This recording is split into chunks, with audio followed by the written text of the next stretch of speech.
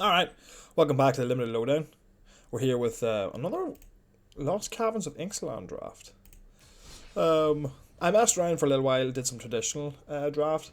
I didn't bother uploading it, I was kind of messing around with different methods of recording it. Went 1-2-2-1-2-1. Enjoyed it though, it was an interesting experience. Traditional draft's a lot of fun, honestly. Best of three. But I'm glad to be back in Premier Draft 2.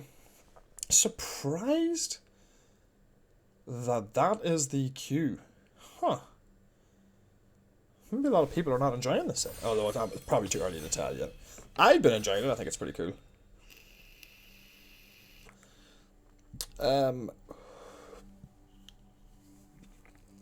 I've enjoyed...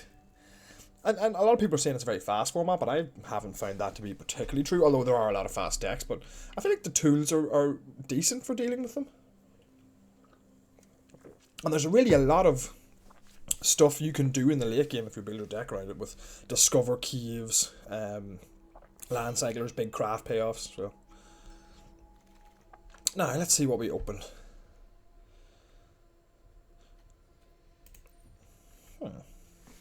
I might take the threefold Thunderhug. It goes in any deck, so that's kind of cool. Well, we'll have a look at that first. It's a 7 mana 6/6, or 7 mana 3/3 that comes with 3/1/1s, and then if it gets to attack, you get more. It's interesting. I might just pick that. A lot of good cards here, though. I do like Inverted Iceberg. I do like Plundering Pirates. Good. Itali's Favor's been performing really well. But I think starting with an Inverted Iceberg now, or a Deathcap Marionette, or a 2-color card is probably silly when we can just take what is a strong rare that can go in any deck. We want to have a longer game plan with this, but it goes in any deck, so we'll just pick this up. So it's a 7 mana 3/3 that comes with 3/1/1s, which is pretty good. And then if you get to attack with it, it's basically game over. So we'll start with that. I'm not sure where the best home for that is. Probably nothing too fast.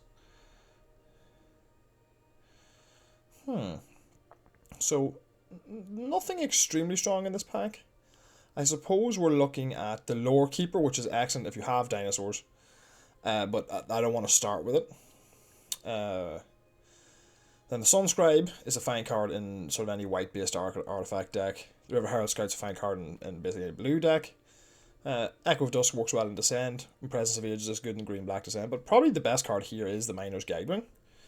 So it's flying, vigilance, and it dies. Target creature you control explores. That is the strongest card if you're building that sort of blue-white flyers deck, or a red-white aggressive deck. So it is probably the strongest card here. There's an argument that the Reef or the Lore Keeper is very strong. They are either, the ability to have a 1-mana ramp creature is excellent, or people have your land do something worthwhile. Both strong abilities, but I think it's probably too early to take the Reef, especially when Guidewing is sort of a premium white common. So, okay, and then we go past a third pick Zoetic Glyph. So someone should not have passed this to us. This is the best uncommon in the set. So, if they kill it, so it turns any artifact you have into a 5/4, which is already solid, very solid actually, and it can have haste.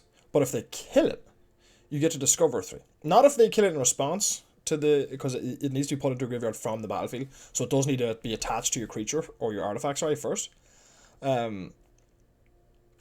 So it's a 3-mana spell that gets you another 3-mana spell when it dies, and makes a threat that's very difficult to deal with. So that's going to be the pick here. Yeah. Okay. So we have what I would consider 3 considerations here. The Goblin Tomb Raider, which is excellent in a red-blue aggressive deck. Or a red-white aggressive deck. We've got the Iron Claw Aspirant, which combos well with our Miner's Guidewing. And then we have the Inverted Iceberg, which goes well with our Zoetic Glyph. So all of these are possible picks. And as to which one we should take, I'm not entirely sure. The Aspirant works well with the Guidewing, like I said. We'll probably leave the Tomb Raider for now. I mean, it's a strong card to see this late. No, sorry, not to see this late. It's pick 4. so it's not that strong, and it's not taken as highly as it should be taken. So I think I will go with the iceberg, or maybe I'll go with the aspirant. Well, I'll try the aspirant, seeing as I always go for the iceberg normally. Because I always go for the iceberg in that situation, and maybe it's time to try out a different card. I haven't really done the white blue flyer thing, so perhaps I'll try this. Obviously, Zoetic Glyphs wants more artifacts, but we'll have an opportunity to pick them up, and aspirant seems very strong. So here we're looking at. I would be interested in, if you're doing Black Queen Descend, the Spider's excellent. Sandwing's a solid playable. But really, we're looking at the Saw Blades as the best card in the pack, just the ability to deal 5 to a tapped creature. So it's removal, but it's also an artifact, and it's a set that cares about artifacts. And it can turn into a 5/5 creature, or a 5/5 artifact creature, like a vehicle, sorry, with crew 1. If it wasn't that, I'd probably take the Blunder, Brackish Blunder. I'm quite high in that card. Now, so we're seeing a lot of black, so black's open here. Didact Echo, Marauding Brine-Fang are both cards that I like. Sorry, Didact Echo I don't like that much. The Brine-Fang I do, but they're not cards I want to pick up here. The best card to pick up here is either Another Chance or Tithing Blade. Ancestral Deed is also good. The Hoverstone Pilgrim is a card I wouldn't mind trying. I'm going to take the Hoverstone Pilgrim here. It's a very difficult body to get through. And I'm trying to keep myself in blue if possible. But another chance could be the pick as well. I think I'll take Another Chance, actually. It can be the strongest if you end up going outside of... if I end up going green-black Descend, or even blue-black Descend, I would be glad to have it. And it's good to see the blue is open here. I like the War Scribe well enough, but I believe that the Iceberg, which goes in my Zoetic Glyph, or the Unlucky Drop, which is decent removal, is good. But I'm going to start with maybe the Iceberg will wheel. And I think I saw an Unlucky Drop earlier too, so I'm going to go with the Iceberg, the early play first, hoping that one of the Unlucky Drops will come back around to us. I'm not a big believer in the Compass Gnome, if I'm being honest. So I think I'm going to take this opportunity to pick up. I'm not a huge of this on the snail. It's good. It is good, but it doesn't play into any particular archetype or synergy. It's at its best in white black. But I think I'm just going to take a cave here. Unlikely I'd ever use it. Okay, the Mischievous Pup came back around. It's not an exceptionally strong card, but it's a nice interaction. You can really mess with people. There is Another Chance in here as well. So I guess we'll take the Pup. And then it's... Let me see. So we've got the Echo of Dusk, which is, if we're doing Descend stuff, is excellent. And then we have the Sunscribe, which if we're doing artifact stuff is good. Sorry, the Echo of Dusk is not excellent. It's just alright. The Compass Gnome I'm just really not high on at all. Especially now when there's an artifact creature that's a 2/2 that has a more useful ability here. So I think we'll take that. But we could have been black this draft as well. Yeah, there's the Unlucky Drop that I thought I saw. So we'll take that. So even if we were black, we're not really getting paid off that hard. Fanatical Offerings, Rampaging Spiketails. Nothing too strong there. And the 2 Murder came back around. That should never happen, to be honest. That should never happen. We've only got 3 blue cards. I don't see us playing the Glorifier of Suffering, so I'm just going to take this 2 Murder. It shouldn't be there. So, really should not be there. We're not going to take the black card because we want to try and put people into black, I think. We're pretty far away from that. Oh, the Pilgrim came back. Well, I do want to have a Brine-Fang normally. But I want to try one of these Pilgrims out, so... If the deck supports it, it can be really good in a more defensive style of a deck. Huh. So, best cards in this pack, obviously Malcolm. So we got paid off for that.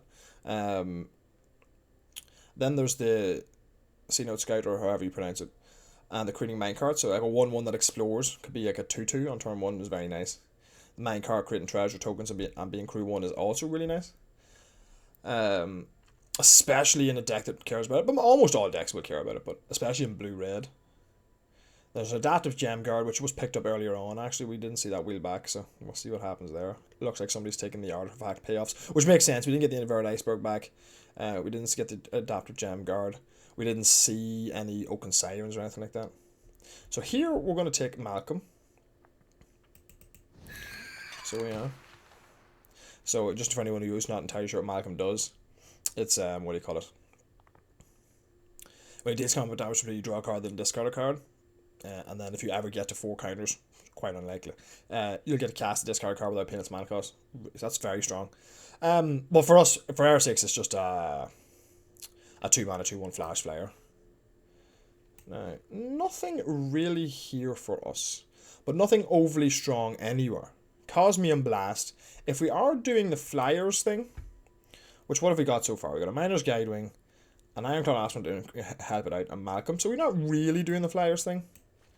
If that was the case, I might take the Cosmium Blast as some removal.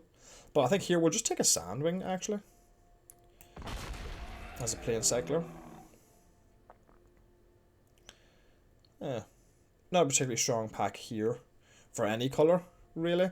Probably green is probably the best colour represented in this pack. So it's the... is there anything worth speculating on here?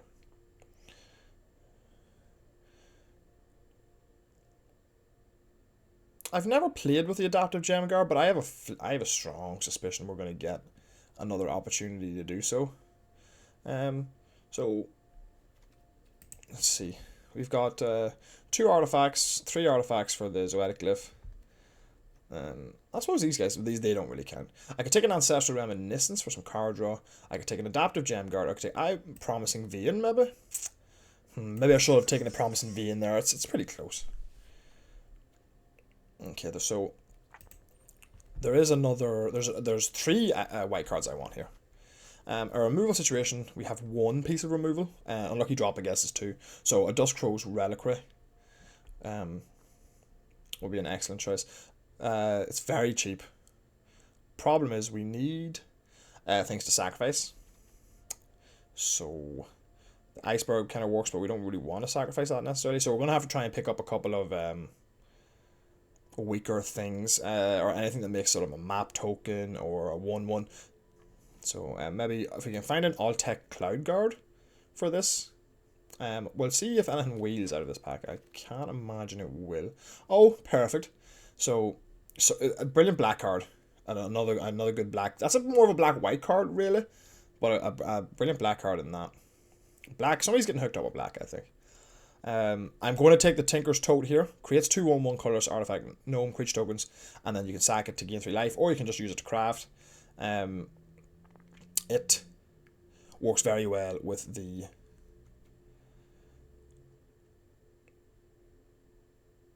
Duskcrow's Reliquary that we just picked up. So that's an excellent pickup for us. So we're not really doing the flyers thing. So we will we've got a small, well, we've got like a sub theme of it, but that's not really what we're doing. So I think we'll just take another unlucky drop here. I would happily run 2 of those. It's a pretty reasonable pack too. There's like a red-green Dino card in there. There's a green-black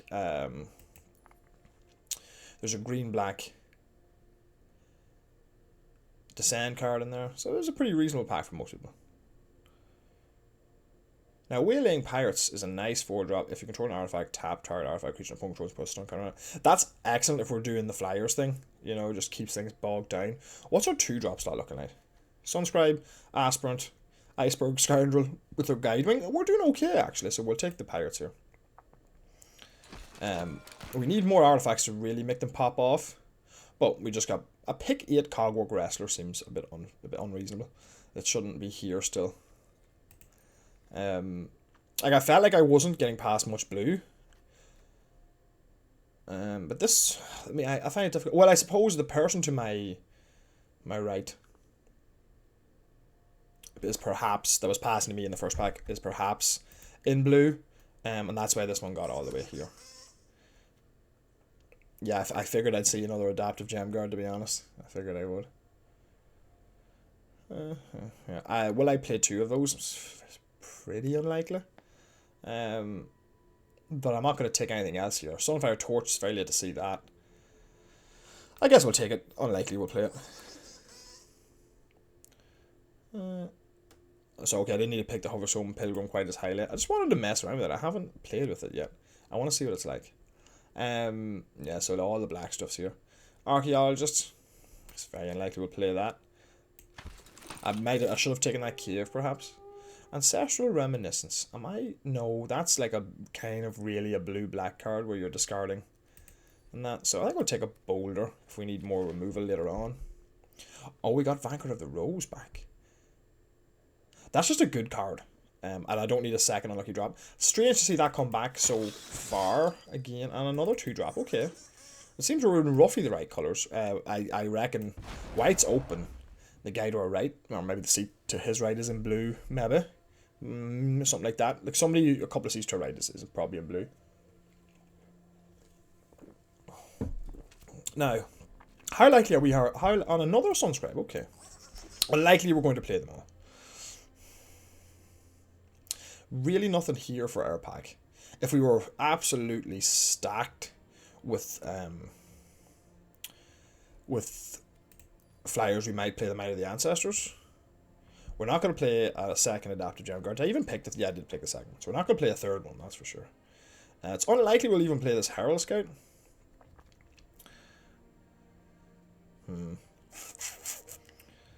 How likely am I to play Might of the Ancestors?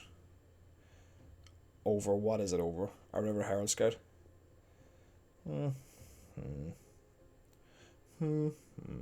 I guess we'll take it. It's probably the best card in the pack for us. Now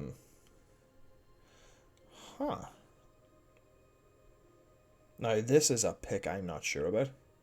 Staunch Crewmate or Waterwind Scout or Tinkerer's Tote. It's probably Waterwind Scout. Staunch Crewmate.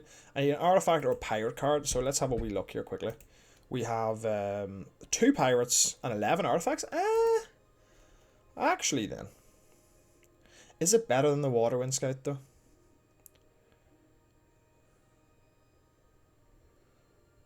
Probably. Probably is. But our 2-drop slot is looking very full. I think I'm going to take the Scout here. Only because my 3s are looking weak. I think the Pirate is better, I honestly do. Well, there we are. That didn't take much. So now it's like, do I take a Tote? Or do I take a Staunch Crewmate? Or do I take a Lodestone Needle? I wonder, I'm going to have a quick look if I can find it and see what they think, what 17 Land says about this. I think it's the Pirate.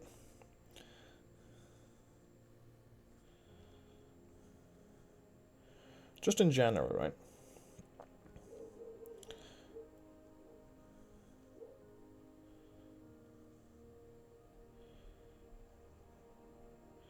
Yeah, it's the Staunch Crewmate by quite a bit. And then Malcolm, funny. And then Waterwind Scouts after the Blue God. We have to take the Crewmate here, it's just too strong. But I want like Tinker's Taunt, I want a Raska Puzzle. Another I'm not a huge fan of the Deconstruction Hammer. We currently have 1. I suppose we have 2, 3, but yeah, 2, 3. 4.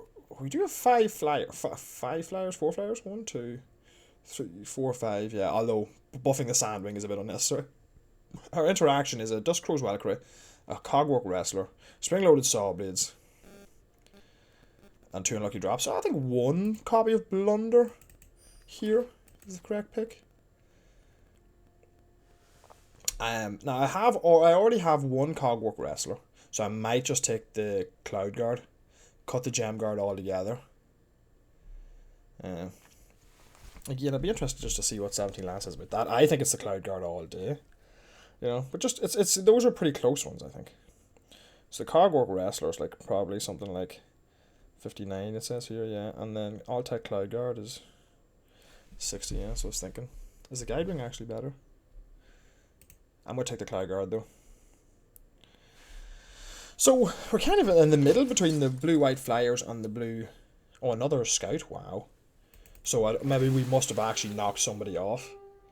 An early market gnome mightn't be the worst.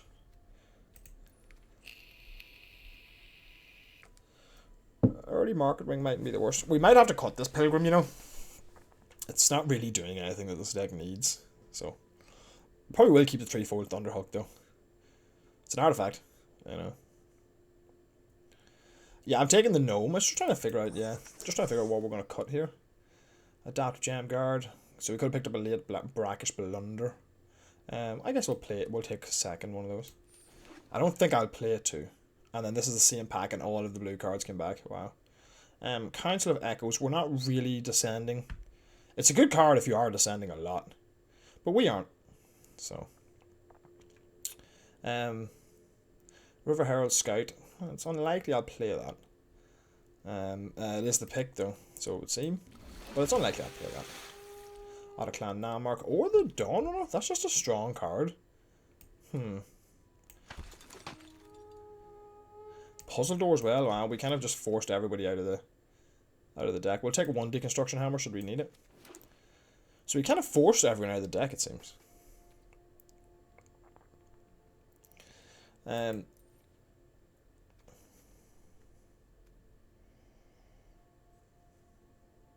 But we don't really have, to be fair, we don't really have artifact payoffs, so to speak.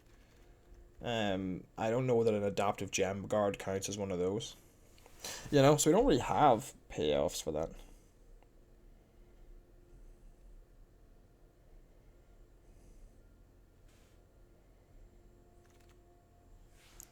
I'll take a Didact Echo over the Blowgun.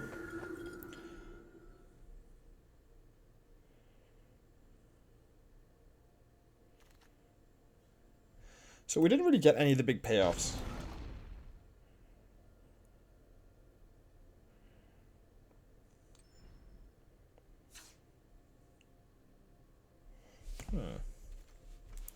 Alright. So I think we'll completely rebuild this from the ground up. Because we're going to have to. And I kind of see what the best way is to make use of the cards that we have. So let's start with blue. We're going to play Zoetic Glyph, both of our scouts, and the Staunch Crewmate, and Malcolm the Alluring Scoundrel. Probably should have picked up a Cosmian Blast at some point. You know, if we end up doing the Flyers thing, I would have liked to have had one of those. Okay, so those are like our best blue cards. And then our best white cards, the Saw Blades, the Tote, the Cloud Guard, the Duskro's Reliquary. Those are our best white cards. So Duskro's Reliquary wants us to have artifacts, creatures to sacrifice. That makes the market gnome stronger. So that's good to know. And the Staunch Crewmate wants us to have pirates and artifacts. So I guess we're bringing in the Wailing Pirates, which is a card I'm pretty happy with anyway. Very happy with, sorry.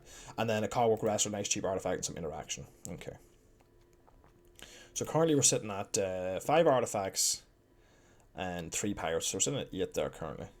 Now the Waterwind Scout, they create artifacts. The Tinker's Tote creates an artifact as well, doesn't it? Or sorry, I know it does. The Cloud Guard creates an artifact as well, yeah. So let's go back to our first pick, actually. Threefold Thunderhug. So it enters with 3 counters on it, and it creates 3 1/1s.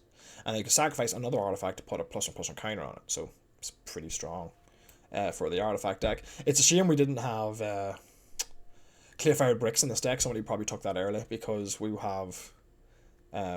we'd be able to buff the threefold Thunderhugs tokens, the Cloud Guards tokens, the Totes tokens. So we really do want those.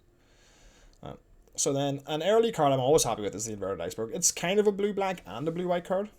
It's kind of both. Oh, just making sure I'm actually recording. Sometimes that doesn't happen. I'm just making sure. But it's kind of both. But it's some late-game shenanigans. So it is. Some late-game shenanigans as well. Not that we realistically need that. But, yeah, I'm a big fan of Inverted Iceberg. Happened from early days.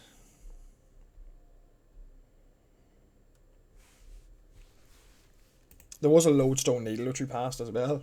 I remember that from earlier on. Wasn't anything to be done about that though. Yeah.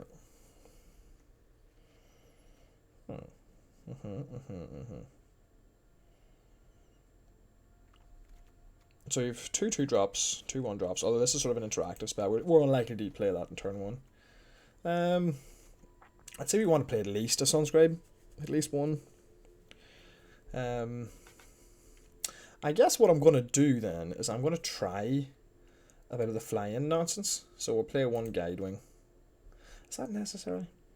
1 Guidewing. 1 Ironpaw Aspirant. I haven't played with the Mischievous Pup yet, so I want to try one of those.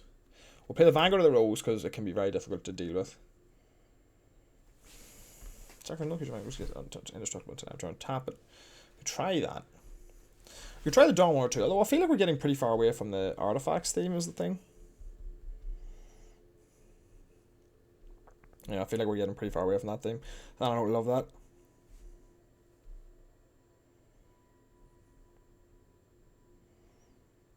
But it's just relatively strong combination, so having the Ironpaw Aspirant helps to makes the Dawn Runner better. Okay. Now, we've already got a Cloud Guard and a Wailing Pirates at 4. And we're certainly going to play 1 copy of Unlucky Drop.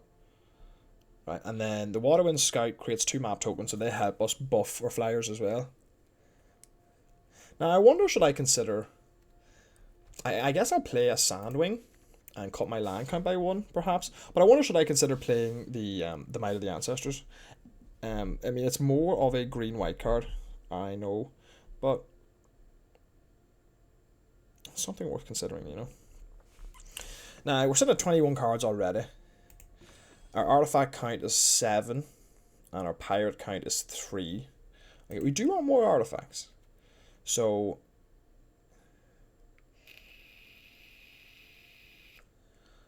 we'll play at least one of these. So let me see. It's 1, 2, 3, 4, 5 2-drops. And then a Vert Iceberg kind of counts. So yeah, we could easily play an extra one of those. Now, how much removal do we have? We've just got Reliquary, Unlucky Drop, and the Spring-Loaded Saw Blades. Yeah, so we could play a second Unlucky Drop, or we could play a Runaway Boulder, but that seems a bit much. I want to include 2 more cards, so it's probably Sunscribe, I would think. The Hammer, I'm not so sure about.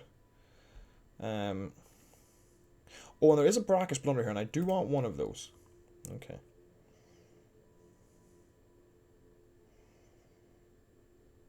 Yeah, bring the rest back over here. Sandwing, so we can play 1 less swamp, or 1 less plains. And then, do we play another artifact creature? So we've got 8 artifacts at this point, and 3 pirates. I would like 1 more artifact, yeah. Because we have 8 artifacts, but we also have, we also have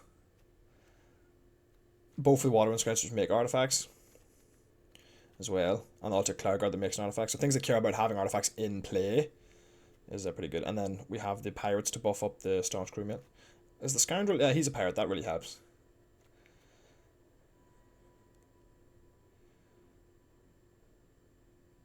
So if we played the Hammer, right, that would be buffing the Guidewing, that would be buffing the Scoundrel, buffing 2 of our Scouts, buffing our Cloud Guard, and a Sandwing if we want to. Okay, let's try 1 Deconstruction Hammer then. Yeah, let's try that. I think that's the correct build. Or we could try a Gem Guard. Or we could play a second copy of Unlucky Drop. No, I think that's about right. And then our split is pretty even. We have no double pip cards, isn't that right? Yeah. This is obviously not over here. And this blue one isn't really over here. And this isn't played on that turn really either. This is unlikely to be played on that turn. So yeah, it's pretty even between 2-drops, yeah, pretty even in 3-drops, yeah. And then we have the Mischievous Pup as a little bit of interaction as well. And that's a card I haven't played with, so I kind of just want to try it. That is strange. I've never seen that. 1, 2. Is it just a bunch of different planes? That's so strange. I've never seen that before.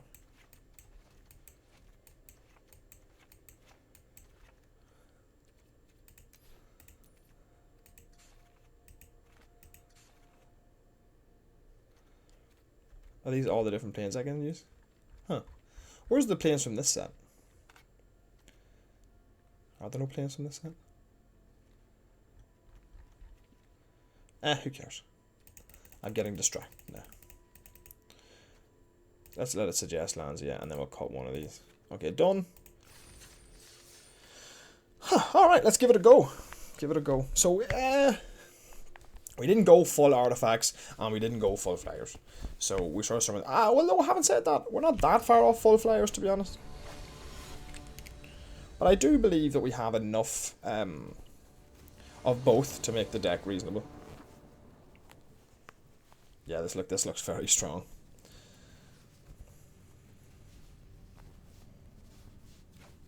So we'll keep 7.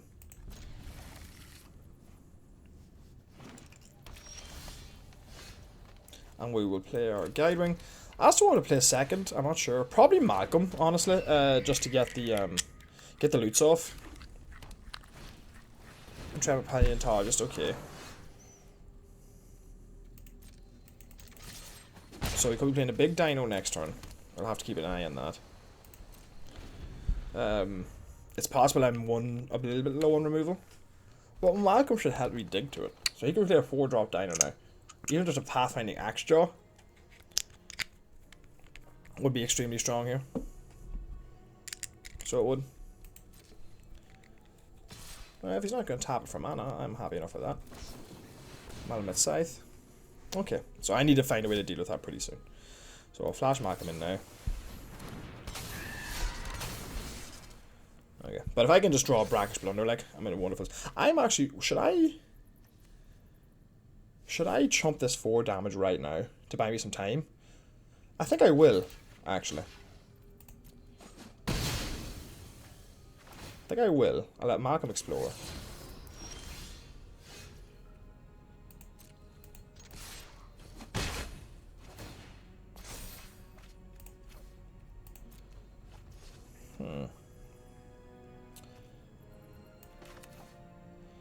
Now, I do not have an artifact to put Zoetic Lift on just yet.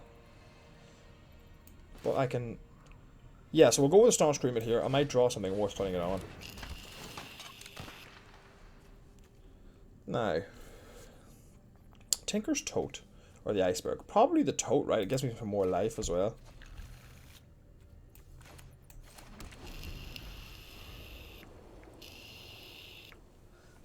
That's pretty good. I think Tinker's Tote's the right play there. The Iceberg, I suppose, no, maybe Iceberg into the Vanguard of the Rose would have been a better play, actually, excuse me. Armored King Collar. You can't reveal another dinosaur, okay.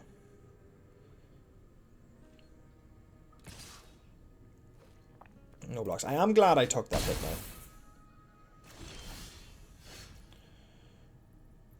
So first things first, we'll get in for 2.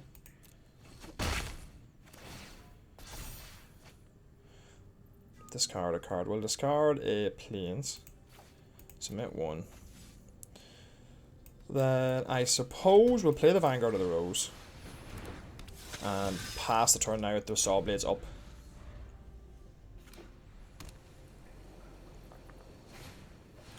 Taili's Natus. Okay.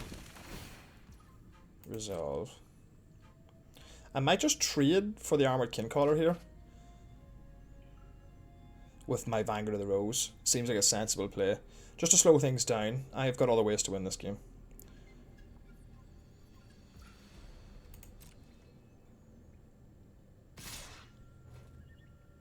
Now he might have a trick here. So I'll pass and I'll block here and we'll see what he does. If he does nothing, I Saw Blades.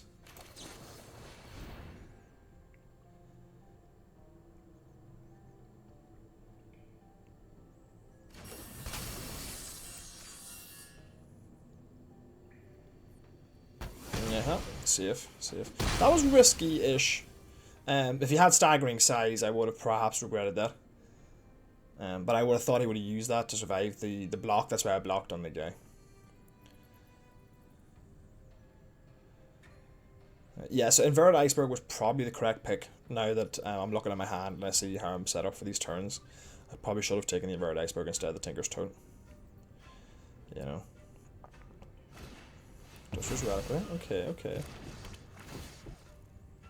Okay, so that's a pretty decent exchange for him.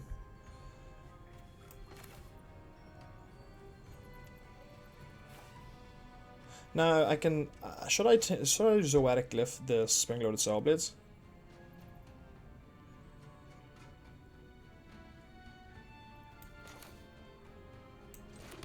Yeah, I think so.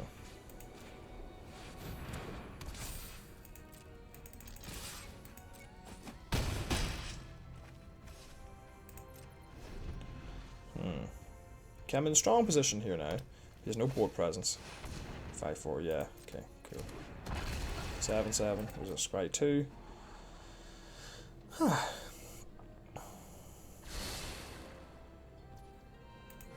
So I'm not going to land cycle the sanding. I'm going to keep it for now.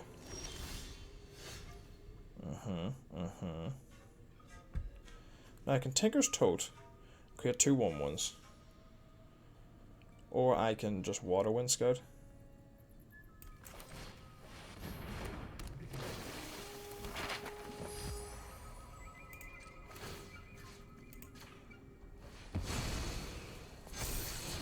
Deconstruction Hammer. Let me see, I would have to. It's Ward 2 on that, isn't it? Yeah. I have to pay 3-6. I have to cast it. I need 8 mana to do that. No, I think we can bottom that. Okay. Done. And actually, what I'm going to do is I'm going to attack all in. Get the damage. If he blocks the 5-4, I get my Discover 3 off. Excellent. Yeah. I'll send that in. That's to get extra damage to put pressure on.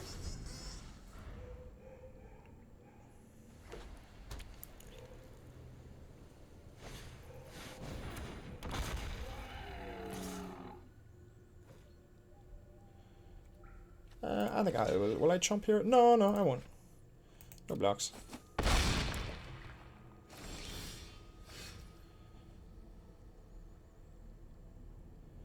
So I'm going to Water Wind Scout first. And then we're going to explore on the Water Wind Scout over here. Done. Keep that. And now, no matter what he blocks, I win. There we are. That was close. And the big mistake throughout that game, and the reason it was closer than it should have been, is keeping that Tinker's Tote. That was a huge mistake. I never even cast it. So I got pretty lucky there. Now the Blackish Blunder would have helped a lot. So it would have. But I was very likely to be dead the next turn if I didn't whip like that. So perhaps we need to reevaluate. Just having the Runaway Boulder would be so nice. But 6 mana is just very expensive. It's very expensive. I ended up bottoming the hammer there. Didn't feel very good. I think I'm actually going to get rid of that. I'm going to bring in one more Unlucky Drop. I felt a little low on removal there. And that still keeps my curve down pretty well, you know. So the Unlucky Drop would have been a brilliant answer to that. To that 7-7, you know. Or the 6-5, either one. Would have been a great answer. So I was pretty fortunate there. The red-green dinosaur deck can really cause a lot of problems because it's adept at putting a lot of power and toughness into play, and quickly too. So luckily my opponent's deck wasn't that good for me, and I got a favourable exchange. He shouldn't have used the Malamet Scythe. It's a pretty medium card. Okay, this looks reasonable. Now, I'm not forced into cycling that Sand Ring, but we'll have a think about it. I've got I've got a good early card, a 3-drop that creates me 2 artifacts, gains me some life. I've got an endgame sort of threat or something that can help me stabilize, and some removal. So I don't know that my hand could be much better than it currently is. Okay, the Thunderhawk. Well, now I'm more inclined to cycle the Sand Ring, but then that doesn't make any sense because it's also really good. Okay. So we've got some nice follow-up plays. We have Tinker's Tote into Zoetic Glyph. Pretty cool. Miner's Guidewing. Resolve. So that sort of shuts down the Malcolm plan.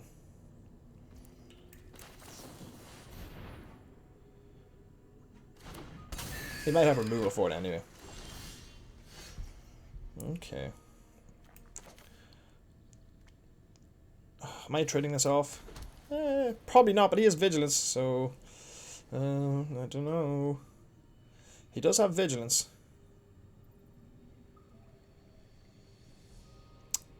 I mean, I'm not getting through this anytime soon.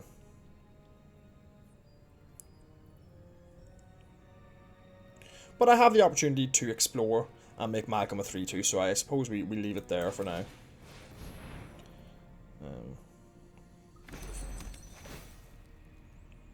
He gets to peck in at me. I don't get to worry about it. No attacks for now. So yeah, we're hoping to draw Waterwind Scout here. Now, hopefully, I'm hoping he taps out so I can just Zoetic Glyph. Yeah, no blocks. No blocks. He's not tapping out, so I'm not playing Zoetic Glyph into that. So, the best thing to do right now is to attack with my 2/1/1s. He's not going to trade for those, so we're winning that race at least. And then we'll play a Plains and we'll just pass, because I'm not Zoetic Glyphing into open mana like this. I want to get paid off. He didn't spend his mana, so that's nice. And now he's kind of... Okay. I'm not going to unlucky drop a 1/1. Unless he insists on doing nothing. If he insists on doing nothing, I might just unlucky drop it. Yeah, I guess so.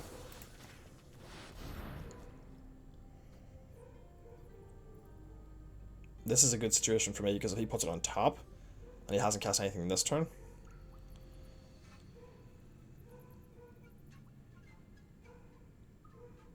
he's going to sacrifice it, Fanatic Laughing. Okay, cool. Not a bad one. But he still hasn't got a land for the turn?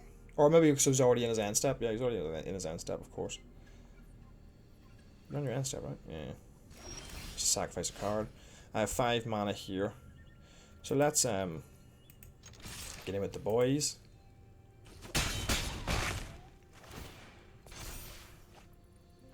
Discard a card. What to discard? I guess.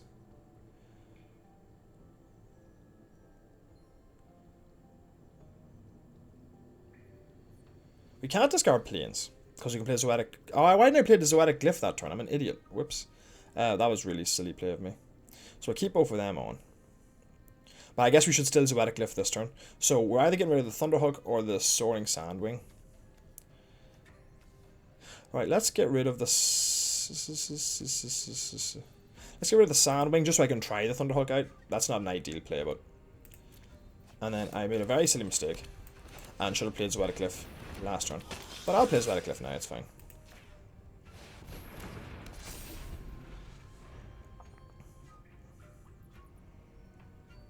I could have played on the Tote to have one more creature, but I don't. I wouldn't mind having the life. Petrify. Ah, that's fine. So that's us on 6 mana now. So let's get in. And we can actually get the Discover 3 with the Duskar's Reliquary later on. Discard an island. Submit 1. Play 1. And end the turn. So, not an optimal play. Obviously should have cast the glyph the turn previous. He would be at 4 life now instead of 8. But it seems like it doesn't really matter given the situation our opponent's in. But that was a misplay, of course. I don't know why I made that misplay, honestly. There's no need for the life, of course, so we'll get in here now. And then we shall let all in.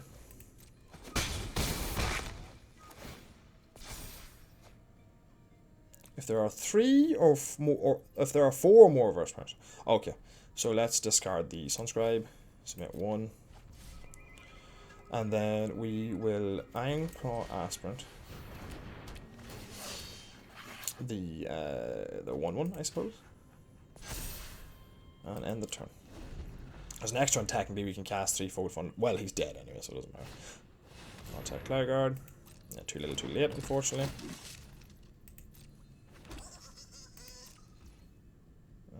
There's no need to. And so here we can just... What do you call it? Well, there's a million things we could do. So, I mean, ultimately, if I'm playing optimally, I just bin the the Thunderhook there, you know, and cast my 3/5 and finish the game out. But I want to play the card. You know, I'm not necessarily dying to win here all the time. Like, I haven't played with that card yet. I wanted to try it out. But that, I mean, optimal play, you just bin that card. You play your 6-drop.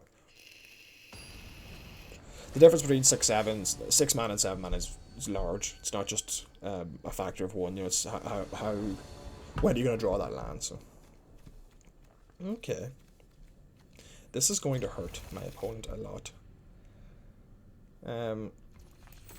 So we'll lead on Island, obviously, and we're gonna go Iceberg into Zoetic Glyph. And we also got removal and a Wailing Pirates to back it up, so we're kind of hoping that... Okay, that's good. Okay, this looks pretty strong. Now, my opponent has... Now, I'm not sure, does my opponent have anything he can interact with this? Does Over the Edge just kills an ice? I'm going to go for it, but Over the Edge does kill artifacts. Oh, okay. I think. And it's 2 mana instant, so... Because now if he plays anything, we just tap it down with the Pirates, then we just bounce it.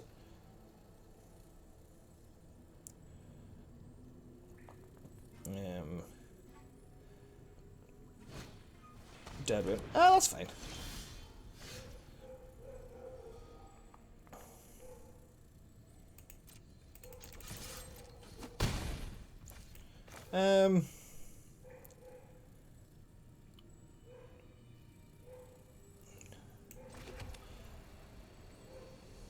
I'm going to play the Pirates now. Because I can just unlucky drop whatever he plays, and then I'll have more power on board. And this puts him on a 2-turn clock. So if he plays a creature, I just bounce it. And then if he replays the same creature, I just bounce it. Yeah, see. So he explores, but now I get to put this on top, so it doesn't make any difference. Or you can put it on the bottom, of course, and then I just bounce that anyway.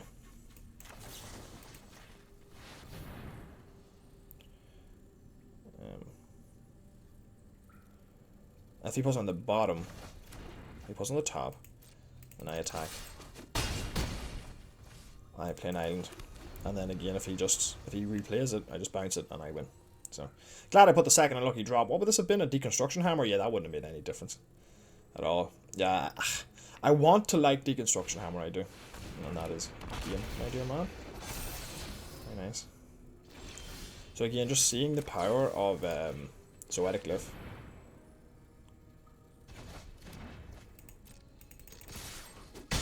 And that is game. Not hard to win games with, well, let's see, my last opponent just didn't get on board, didn't get his lands together, and this opponent got artifact into Zoetic Glyph on the play. That's what happened to him, so. Or her, sorry, I believe it was Dusk's Girl was the name, so not much to be done there. So we're 3-0. Feels good.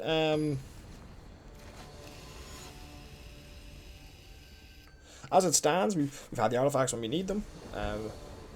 I go first. Well, there we go again. I most certainly will keep that, yes. Maybe this opponent will put up a bit more of a fight. There are, of course, good fights for this. Death Touch, Deathcap Marionette is a good answer to it. If my opponent's in black. You can always just bounce the creature, I suppose, but then I get to discover 3. So my opponent is starting on black. Greedy Freebooter is not going to do it though.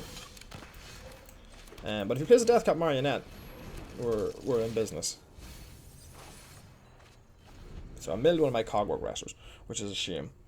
Now if he starts in Deathcap, okay, red black, less likely to be Deathcap Marionette, Deep Cavern Bat. Oh, he gets to take my Zoetic Glyph. I didn't think of that.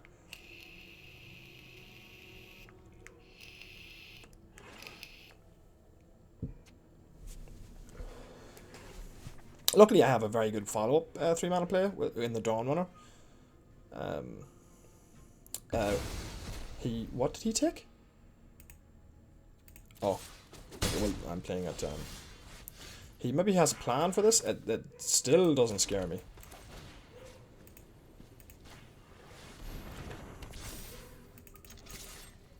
Then maybe he doesn't know the card. Okay. He could have plans for it, but I get my card back, so. And I get my mana back.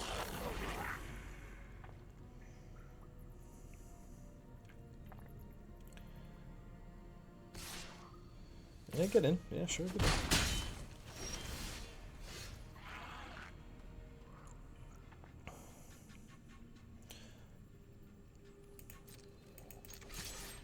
I am content to do this. He's not seriously considering keeping the lava tongue? No, he's not. I get my car back though, so I think this can't be wrong.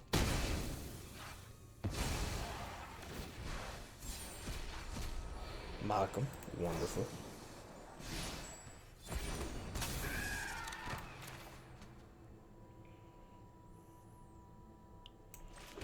Well, I'll play my Vanguard of the Rose. And pass turn. If my opponent's paying attention, he should know something's up here.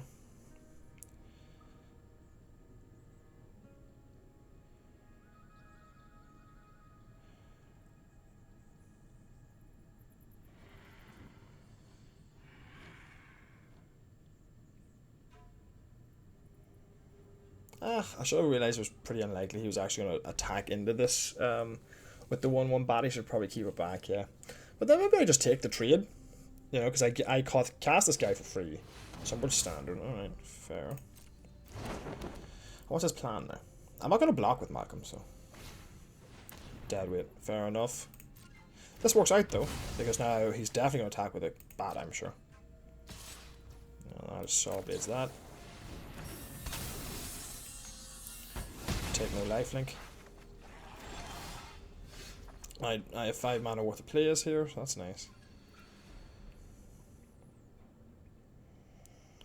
So we'll play an island. Play the Tinkerer's Tote, yeah. Start off with that. Because then I can just jam with the Vanguard.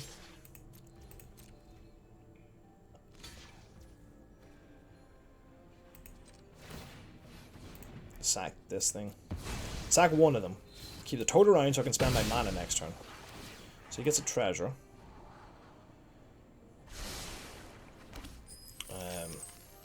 But now I can get my life with the toad next turn if I need to. And then I can start with the Dawn Runner. I'm feeling... Okay, so I've got one of those, okay.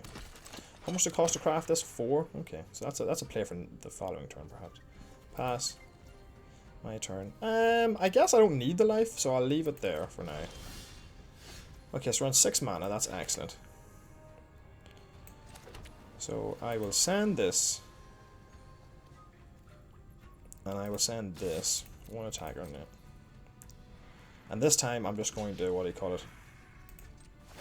Sacrifice the tote.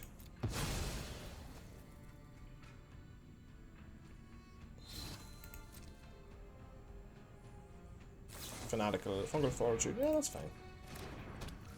If this is what he's spending his mana on, like, I don't mind. He's getting treasures, sure. He's getting the scry, sure. But, I mean... Okay, so I got a 1/1. I'll play my Dawn Runner. Well, that's a pretty good draw. Is it? Is that a good draw, actually? Yeah, because I can spend my 6 mana next turn. So, yeah. And I can craft that with an artifact, right? And I have 2 of my... Yeah. That's a pretty good draw.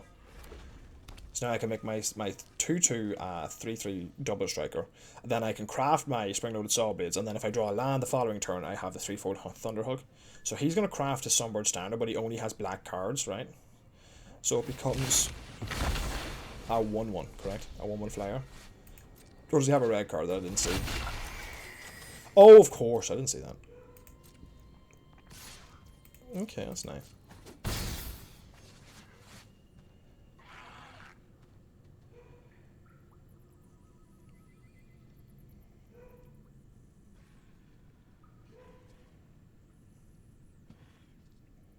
He still has 2 mana. Oh, Deadweight would actually blow me out here. So, what does he have for 2 mana? A Braid. You could just easily have a Braid.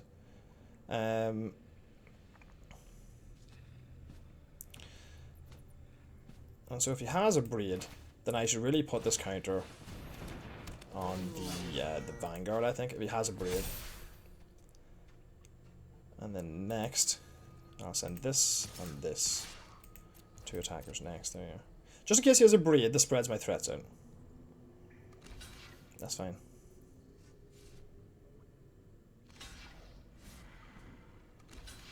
Yeah, that's fine.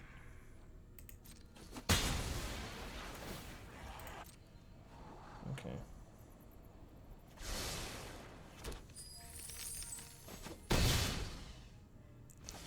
Okay. I'll craft that with my inverted iceberg. Sure. And so next turn I have a 5/5 that I can crew. Maybe you wanted to consider double blocking there and making me jump. Or okay, so he's hit a. He can. Oh no. Okay, so he's gonna get in for 2 now. I mean, he may as well. He can hit in Volcano for 5, so that's pretty good.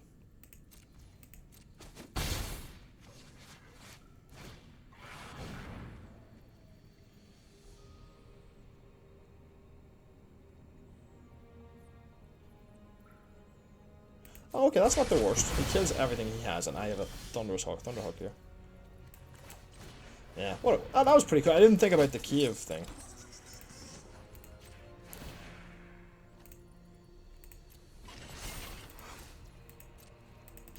Try it coming in clutch here.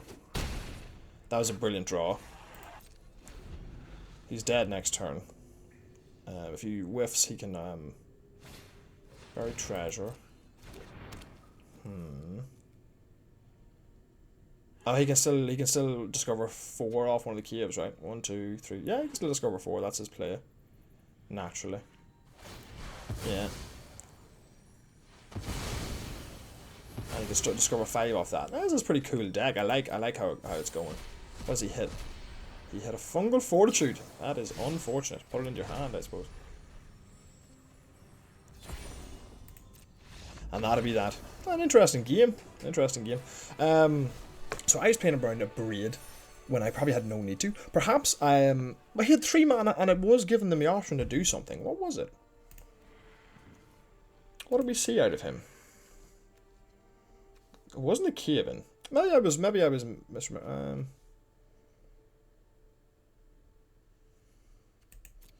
Maybe he was given an opportunity to use that ability, the tap ability. I'm not sure. Okay. That must have been it, I assume. So I played around a Braid for no reason. But again, spreading out your threats is always pretty good. Having said that, had I been thinking about a Calamitous Caven, making my double striker a 3/3 would have been much more important.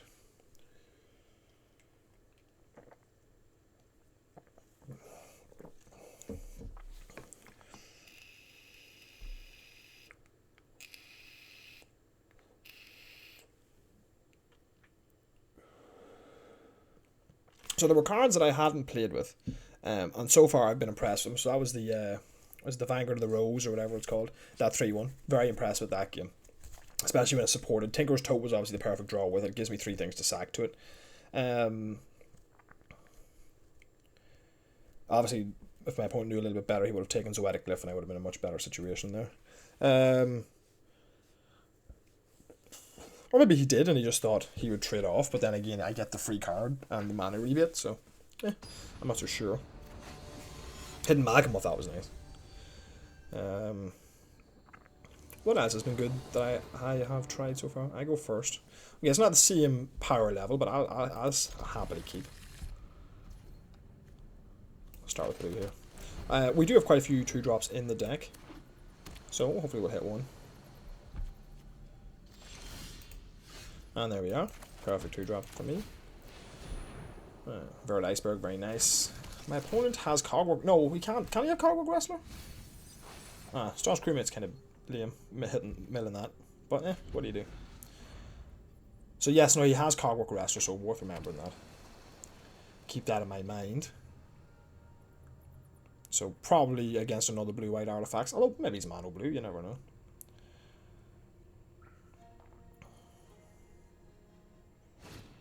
Spyglass Siren, very nice, very nice. Gonna explore straight away on it. Okay, hit the land, so that's good for me. So we will just follow through with a Waterwind Scout here.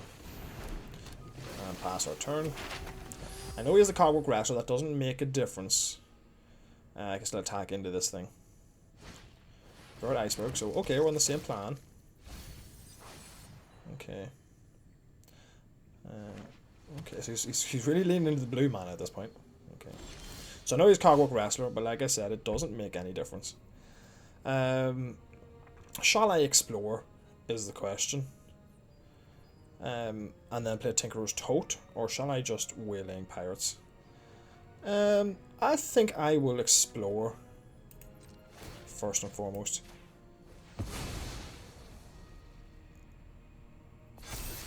Yeah, I'll keep that for sure. Then I will attack in for now. This may encourage him to use his Cogwork Wrestler to save life. Relic's Roar? Yeah, I knew that. Yes, I had a feeling you might have that. Relic's Roar, yeah. Oh no. Lame. And then we will go Island into Tinkerer's Tote. Alright. Now.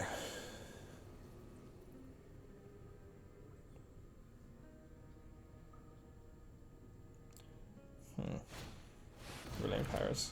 Tap target creature, put a stun count on it. Yeah. Alright, let's. No blocks. I think in this situation we need Waterwind Scout for sure. Yeah, I think we do. Yeah. Put a map token. Then we're Plains.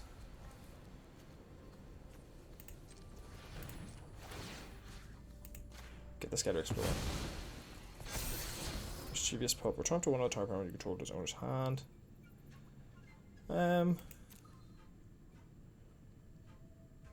Yeah, okay, we'll draw that with Waylaying Pirates in hand. And then next. No attacks. End turn. Now. Okay. Good. That's a good card. We're going to have a hard time beating that if he can get it off. So we need to be the aggressive person here.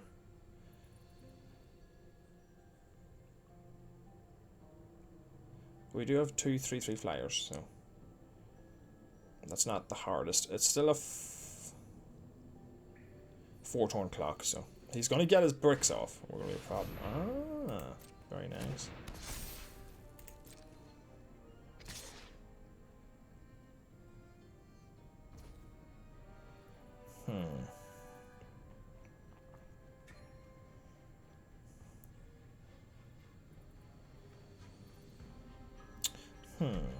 What's the best thing to do here?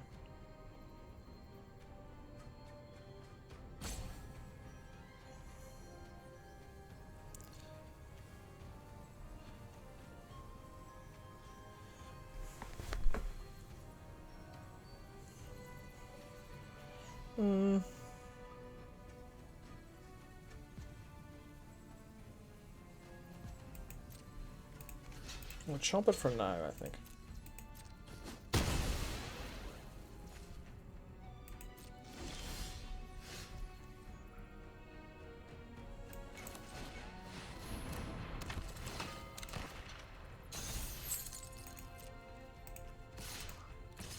Send 2 flyers to the sky. That really should not have left white man up, but I guess I prefer that actually.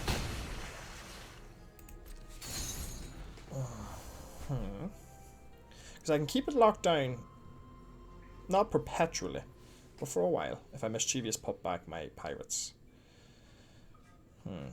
This is going to be a problem. This deck is better than ours, with the Cliffire bricks at least. Ah, very nice. Very nice. Leaving 3 mana up for what, I wonder.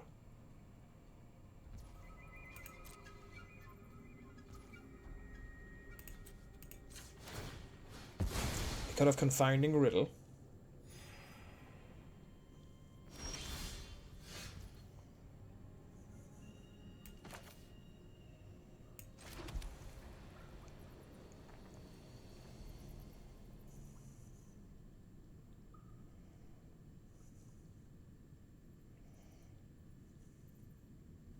we have to pass the turn here.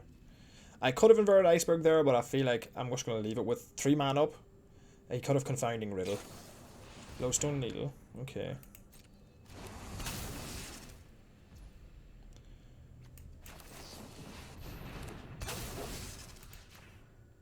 That is the card I want to back anyway. So that works.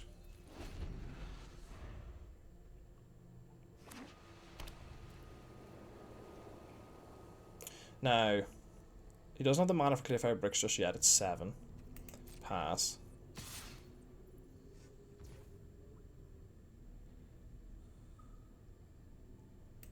So at this point, we'll do no blocks on this one. Yeah. Okay. So now, we're just going to take the 5 for now. I need a way to get through this Guardian. We're trying to race as best we can. That's going to be tough. Okay. That's going to be tough.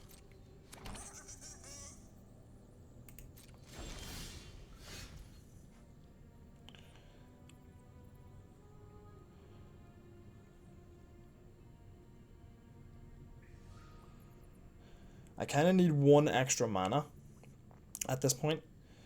So I'm going to Waylaying Pirates. I'm going to tap down the 4/4, I think. And I'm just going to send both of these scouts. I'm not getting through that Cloud Guard.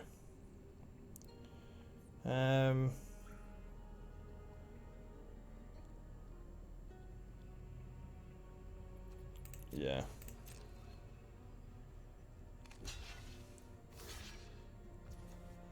The Cogwork Wrestler in the hopes that it works. Okay, that worked okay. That worked okay. So we're doing okay here. We're doing okay here. I didn't think about that play actually when I made it. Now, Lowstone Needle lets his creatures explore. That's going to be a problem. Pretty soon I'm going to throw my Mischievous Pup and my Cogwork Wrestler, or my Mischievous Pup and my 1/1 in front of this Iceberg and hope he just whiffs. Because I can't keep taking 5.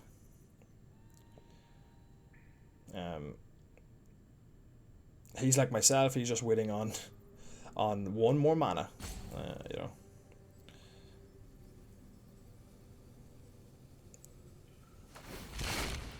Half artifact, okay. Okay, that worked out pretty well. So now he gets to explore. I hope that he puts it on the Iceberg. Because I will at this point, I will start. Okay, he's got the tap land for the next turn, okay. So he shouldn't really attack this turn because all trades are bad for him. Right, at this point, he could have damn near anything. But I'm just going to put these 2 on it. He's kind of incentivized to let it happen. Yeah. Lowstone Needle. Okay, that's a bit of a pain. That's a bit of a pain, admittedly. Tinker's Toad. Yeah, following with the Clearfire Bricks on the way. Yeah, okay.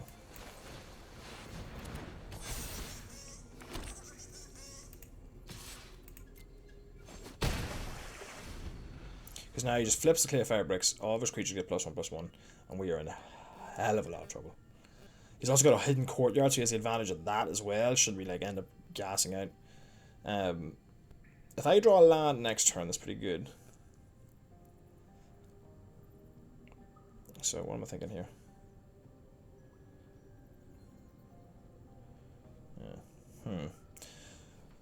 This deck is significantly better than ours.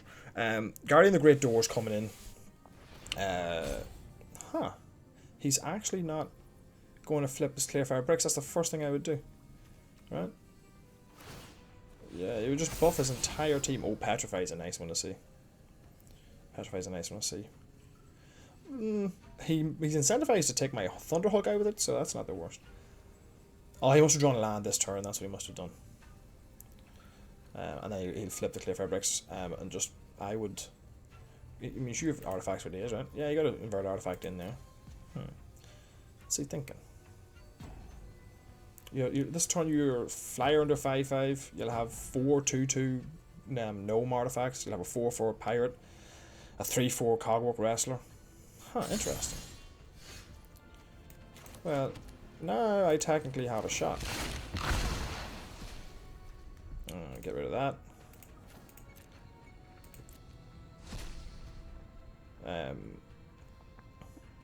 He might have Brackish Blunder, but I'm priced into going for it there, like. Because now, if I can get one attack off here, I'm in really good shape. That Titan's putting him under a lot of pressure. I don't know why he just didn't clear Fire Bricks last turn. Now, we do need to draw something good next turn. Brackish Blunder would be huge. Duskro's Reliquary would be huge. Either of my unlucky drops. That would be nice. After that, I don't really mind. I'm sure he has an answer to this. Probably unlucky drop or something.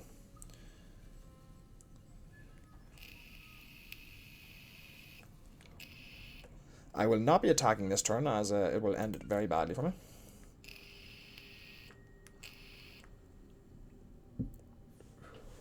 So he's going to unlucky drop my Titan, probably. Yeah, I figured.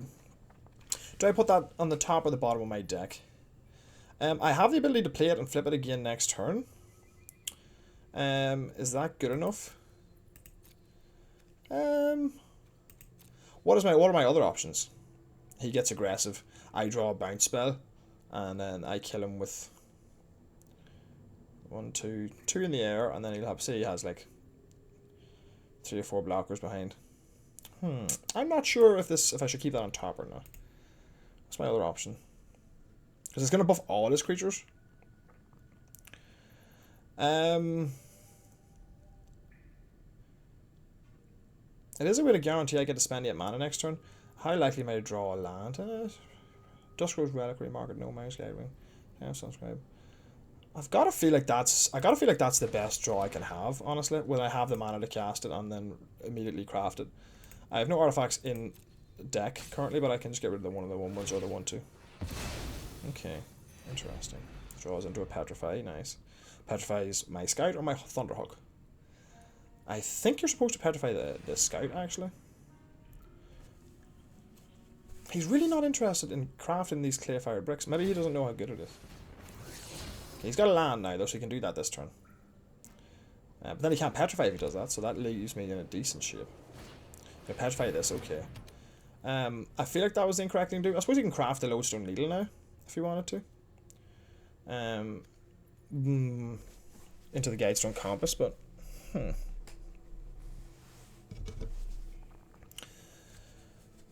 So this game's going longer than I expected. I mean, his deck is really superior, and I think had he just gone with the Clearfire Bricks, this game would be over already.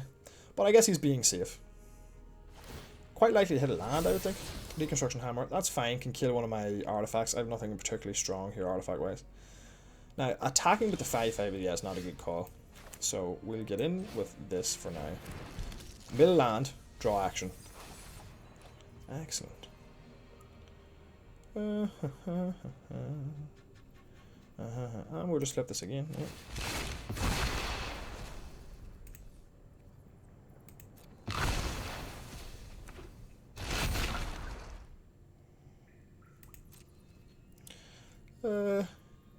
No attacks, and turn.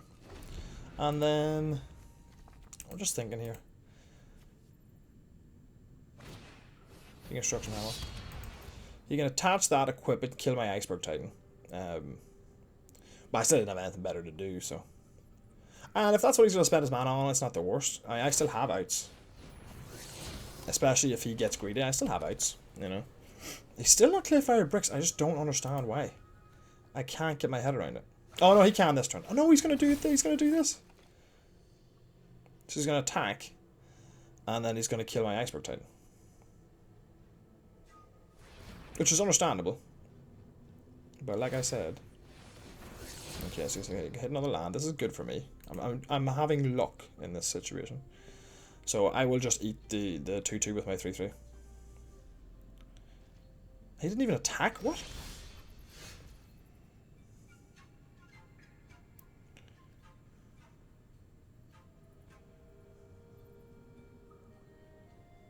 He's 5 mana available. What is his plan?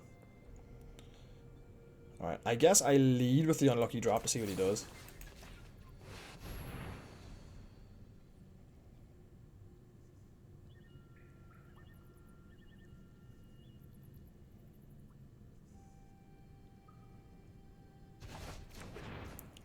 Okay. And I'm just going to tag with everything here.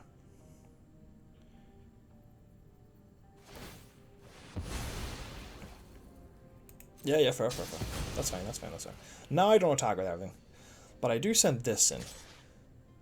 And I do send... do I send the pirates in? Yes, I do.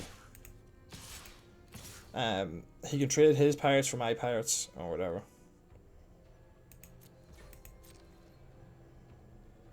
He's going to put 2-3 in the 1. Okay. Yeah, yeah, yeah. Fair, fair, fair.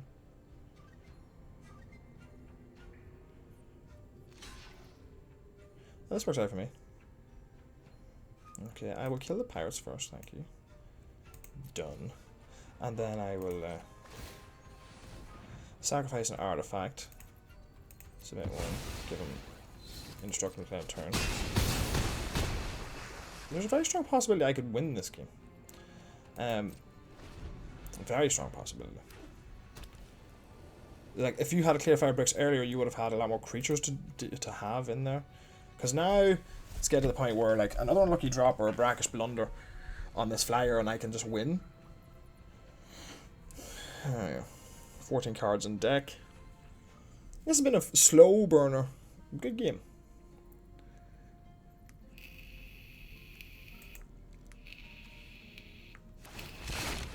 Yeah, right time. So now he gets 2 2/2s basically. Another 2/2 and a 3/4, yeah.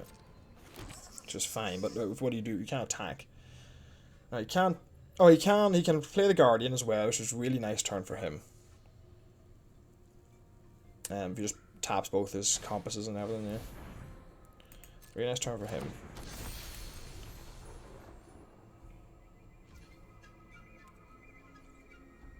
Now, I need to draw something here because I am in trouble now.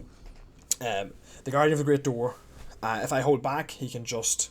if I hold back, he can just explore to make it impossible. So, but he has to hold it back because I've got 6 power in play. So something good. Ironclaw Aspirant. That's not the worst. I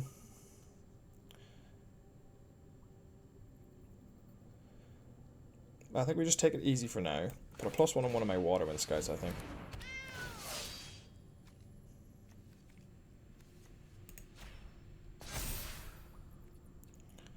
And then we pass the turn. So now, that's not the worst, but I need like a brackish blunder or another unlucky drop is what I need. I do have both of those in the deck. Yeah, discover 5. I forgot he had that, yeah, so that's a nice little advantage for him there. He got his own Ironclaw Aspirant, but that doesn't actually matter so much when he has Guardian the Great Door on Explore duty anyway. Because he has the 2 Guide Stone Compasses there. Are they 1-tap? Yeah, they are, yeah. Tinker's Toad. Okay, so now he's up to 12, and he's got another 2 2/2s. Okay, okay. I see, I see. Still not beyond winning, though. Okay. We'll just pass again. He gets 3 life.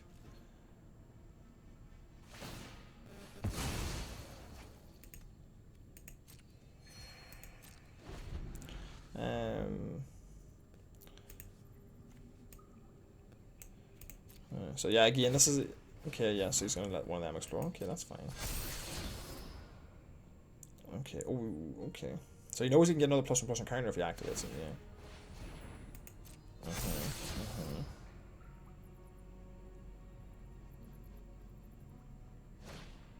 Caverns Severe, it's a 4/3. Yeah, so we're at... Yeah, it's getting pretty rough. And he gets to look for a cave, and oh, that's nice. Okay, that's nice.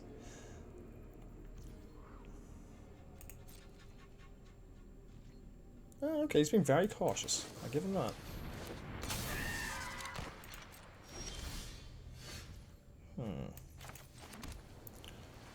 Pass turn here. He's being very cautious, so... I mean, we're going to lose this game, but there's no point throwing away. We have 9 points of damage here. Hopefully he hits something crap. I would like if he hit something crap. Yeah, that's pretty poor. I mean, like, to be fair, it could still be a 3/4, so... You know, once you have the Cosmic Kill Knight, it's... He's down to 8 cards, though. What has he got here? The Envoy? Yeah. Fair. Scampering Severe as a 4/3. Let's see, what do we think about blocks here? I'm not winning with anything in the air, so or with anything on the ground, so I just trade off one here. I'm not letting him get all the value out of it. Oh wait, no, wait, hold on. Can this be activated until I turn? No, let's just do that.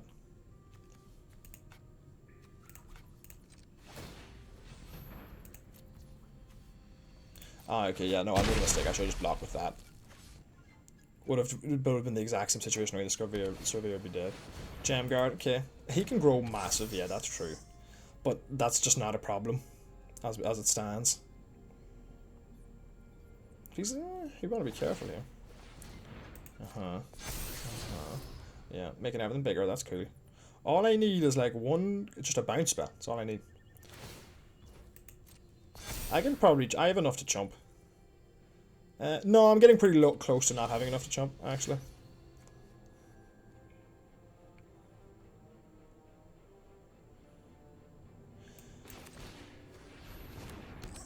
Alright, let's have a look here. Realistically, I have 1, 2, 3, 4, 5 blockers. And he's 1, 2, 3, 4, 5, 6, 7. Yeah, no, I need to do this now. I'm not getting this is not getting any closer. It's not the worst.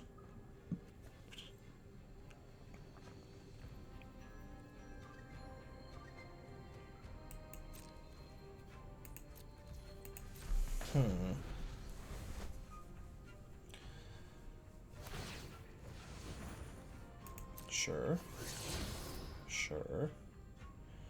He really should be jam, I don't think, at this stage.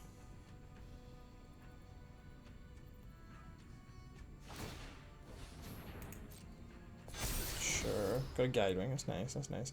Now, is he gonna jam or what's up? I think I can live here. I gained the life in that. Okay. This is getting a bit obscene, because now you can just pump that and make out 2-2. Please! Yeah, that's exactly what he's going to do. Yeah, Unfortunately, Swing Out Saw Blades won't kill the flyer, but he's never going to attack with the flyer anyway. Resolve, yeah.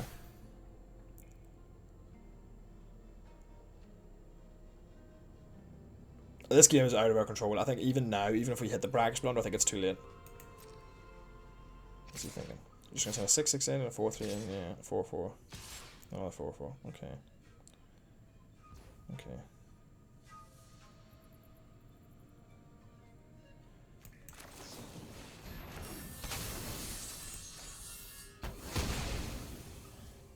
Okay, now I've got a 4-4 and a 4-3 and a 6-6 attacking me.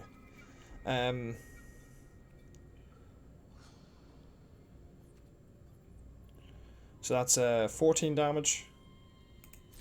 Let's block 1 here. No, let's block. Let's take. Yeah, let's block there. Again, I don't think this really matters. If he just decides to turn them all sideways, I think I'm done anyway. So let's just, yeah, I don't think it really matters. Just take this damage from there.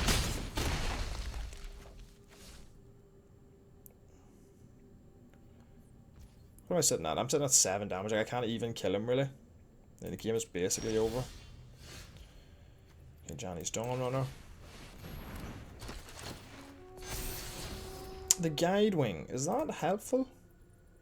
4 and 7, 8, 9, 10. No, it's not helpful. Bottom that. Yeah, but now I have a 2-2 double striker though. And I can craft this with an artifact, so that's good to know. I'll get rid of the gnome here. Done. Submit 1.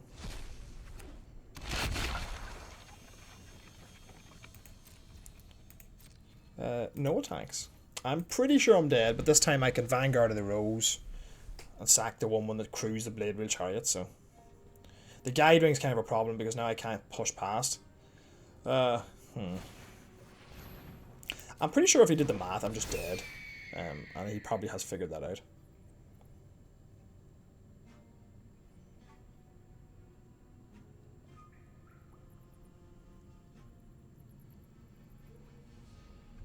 I'm just dead. You know. But maybe he gets greedy and he attacks with a 6-6. But no, I'm just dead, but we're going to play it out here. Sure.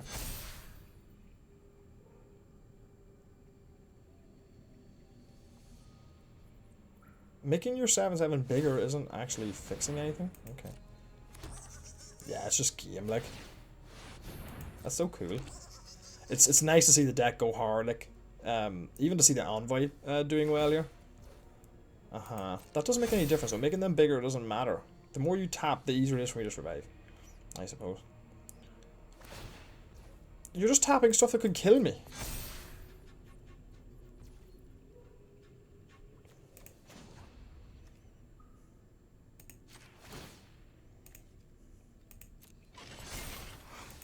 Just send him in.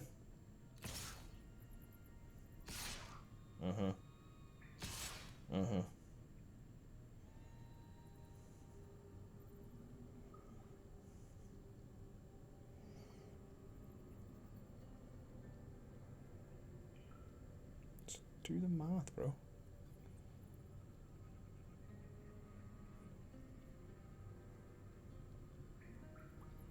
I really should have left this game a long time ago. It was always over. But I'm just kind of see. I don't even think I have outs, honestly. Yeah, just send them all. Yeah, he's figured it out at least.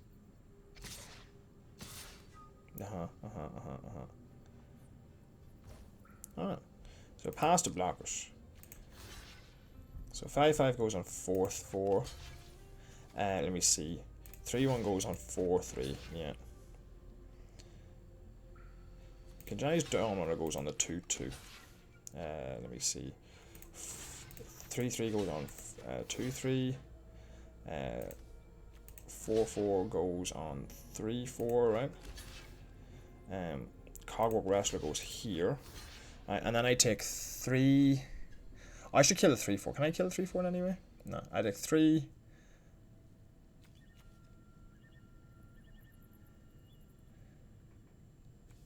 7, right? That's correct, yeah.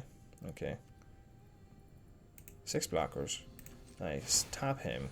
Sack the 1/1 that I used to crew. And block. And then pass the first strike damage. I should eat like half his team.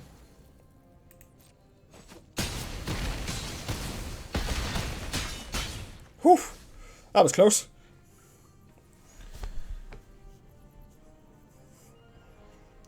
Oh man, if I draw here, I might actually have a chance to win. He only has 3 blockers. To my 1, 2, 3. Well, I need to draw something. Don't be land. It counts.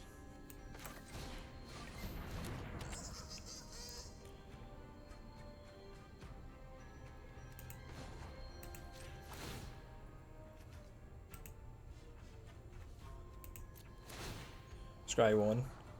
Okay. Okay, wait. If I draw that, gain 3 life. If I draw that and gain 3 life. So he's taken 5 in the air. Now it's still game, unfortunately. But if he lets Malcolm through and I draw that, I gain 3 if I cast it, right? Then I have a 3/5 back to block. He might actually not be able to kill me right now. If I draw that. 1, 2, 3, 4, 5, 6, 7, 8. He has 9 attackers. No, I need to bottom that. Now he has 9 attackers. But he has to block some of these. What if I just send... this is difficult.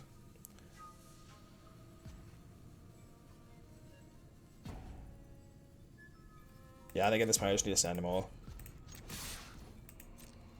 I hope he makes a mistake. So he blocks the 4/4. The best thing he can do for me is he blocks the he blocks the 5/5. Okay, and he takes 4, 5, 6, 7, 8, 9. He blocks it. Okay, this actually works out for me. So I get 3 points of damage in. And Malcolm gets in, so I get 8 points of damage in, and Malcolm gets in, which might give me an out.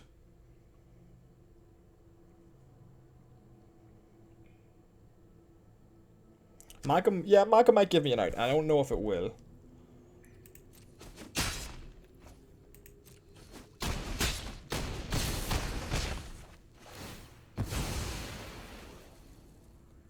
So, is there anything that gives me an out here? I mean, I don't think there is. But, like, I was never winning that. And a land. Submit 1. And then, good game, Oppo. Play my land. And end turn. Come on, hit me. Hit me with it. Man. He just kept dangling the carrot in front of me, you know? Made me think I could actually win. Why didn't he? I don't know. Hopefully this game will be a valuable lesson to just get the hell in there, you know? I did, actually. I did, yeah. It was so strange, because there was like, I couldn't think of any way I could reasonably win. But I kept trying, so it's a long one. But off we go, on to the next one.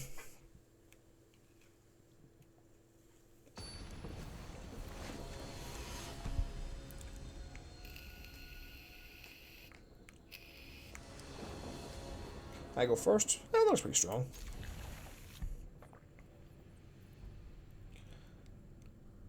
Staunch crewmate. I'm not going to reveal that I have the Cogwork Wrestler, so I'll just lead on planes here. What's he lead on? Market Gnome? Okay, well then that means that leading on Ironpaw Aspirant is completely pointless. We'll take the tote, yeah, sure thing. Glyphs at the bottom of my library though.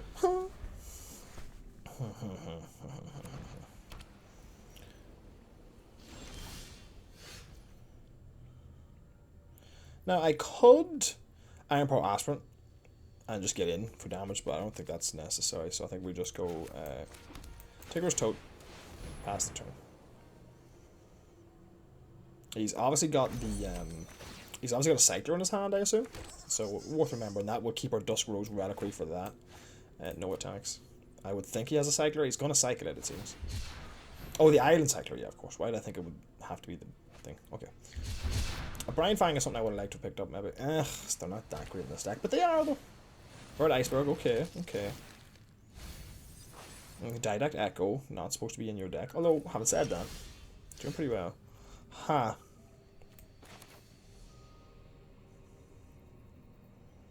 So I either Ironclaw Aspirant this turn. Oh no, I can still do this actually if I Waterwind Scout now. We'll go double blue. I don't think I'm going to need the trick. Waterwind Scout now.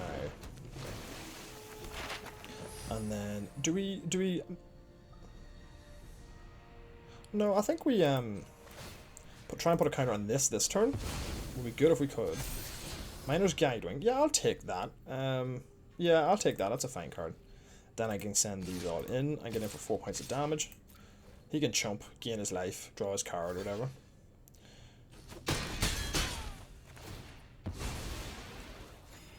No. But now we've got, I think that Guidewing's fine. Guidewing's Crack Shot, that's a really bad card. He's going to crack that, okay. Excellent, so we're in good shape here. So I think at this point we Aspirant. Put a counter on the Scout. Try and convince him to trade with these two. He should really anticipate this, but he doesn't. Yeah, I didn't think he would. So we Cogwork Wrestler with this guy. Get through that. Next to damage, boom. Drop our Guidewing.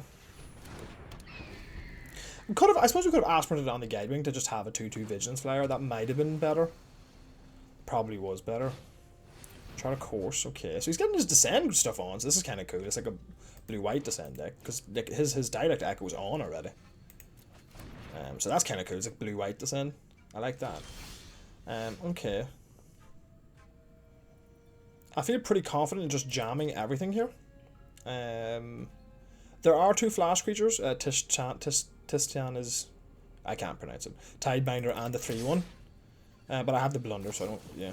Well, Conceal's Flanker.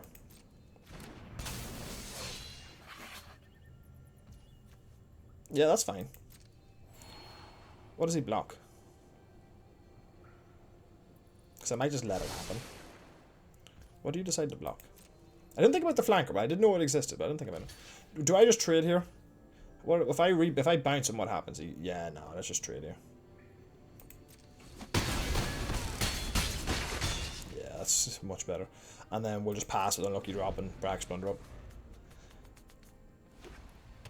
6/6. He could have the... Siege of Diaz, okay, that's a good one. Again, yeah, blue-white descend. Kinda cool. Kinda cool. Flankers, yeah, it's not a great card. Okay.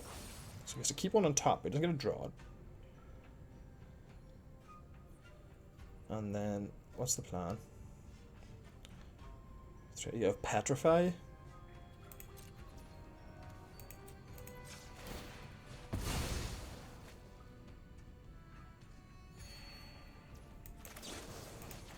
Should I bounce the Sage of Deals here? If he doesn't have another play, right, he's just 4, 5, 6, 7, 8. He's pretty much dead.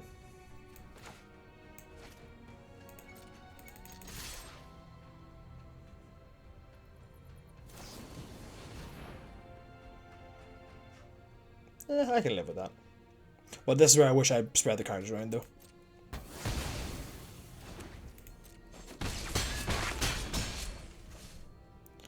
And then we'll play an island.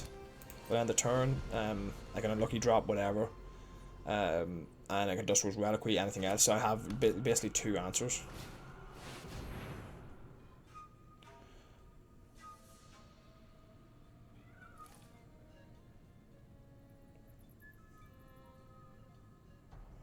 So I think at this point,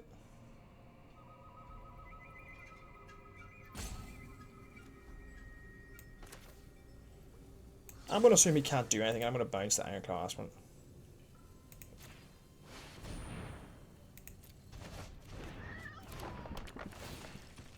I got to keep 1.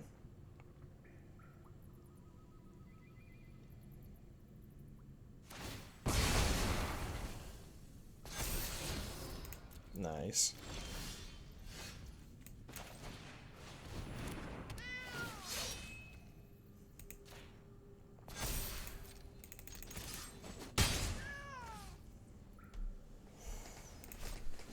Okay. Okay, that was pretty rough, I will admit.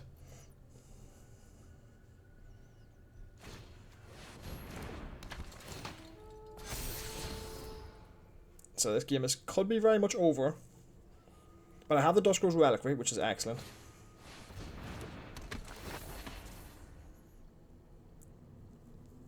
So spreading the counters would have actually won me this game.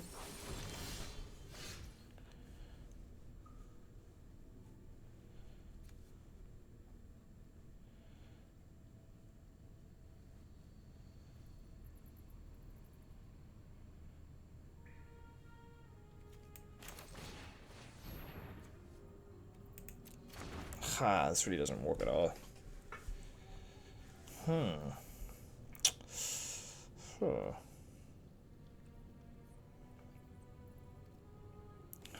He's so close to being dead.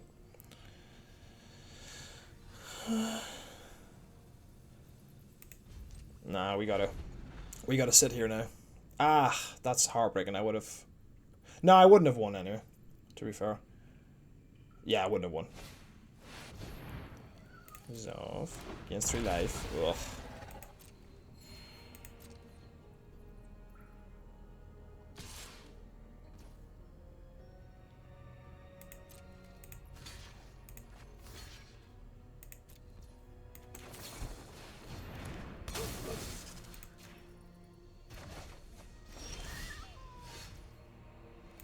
Okay, that's perfect.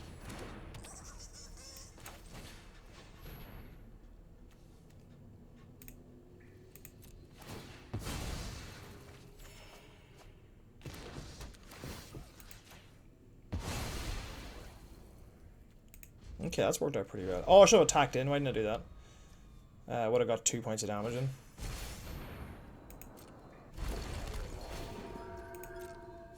This is a pretty cool deck. I really like this deck.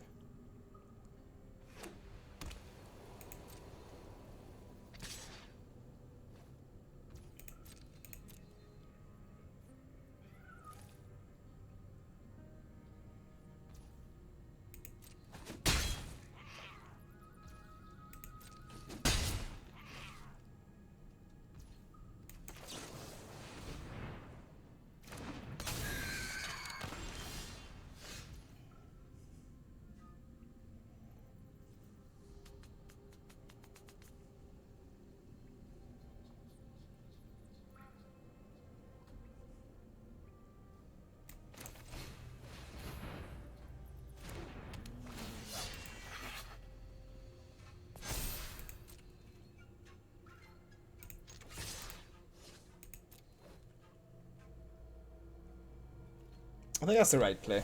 So the idea is just to keep my threat spread out. Get in for 2 damage, get in for 3 damage, whatever he thinks. Oh, he's got the Cogwork Wrestler, has it? Or maybe just got a way to kill this. That's fine, though. I mean, 6 mana on my 3-drop, or 3 mana on my 3-drop's fine. Now, the problem is you can just invert Iceberg or flip the Glyph Bridge, and I'm in just, like, so much trouble now. That's a shame. I reckon if I went back, I could spot the point where I lost that game. Although I think beating the Glyph Bridge once it resolves is very difficult, of course.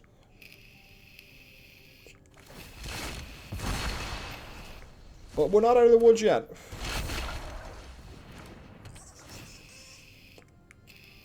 If he seems much more aggressive than our last opponent, so if he starts sending the Didact Echo sideways, we have a lot of life to work with, that's the good thing. He's also only got 10 cards in his library, so maybe the middle plan is where we're at this point.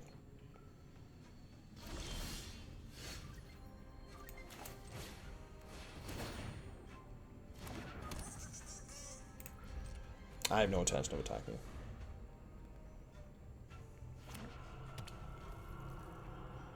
Caverns small, yeah. That's pretty cool.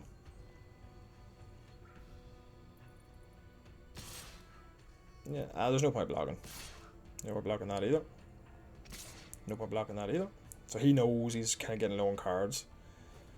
No blocks. I gotta just hope he whiffs, makes a mistake, I get in. You know. I just gotta take all that damage.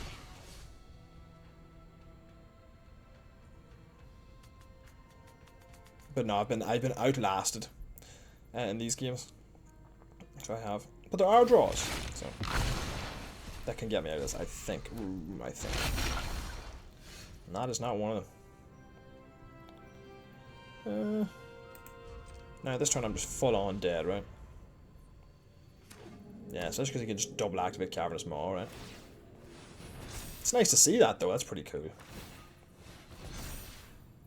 He sends everybody in, taps one down.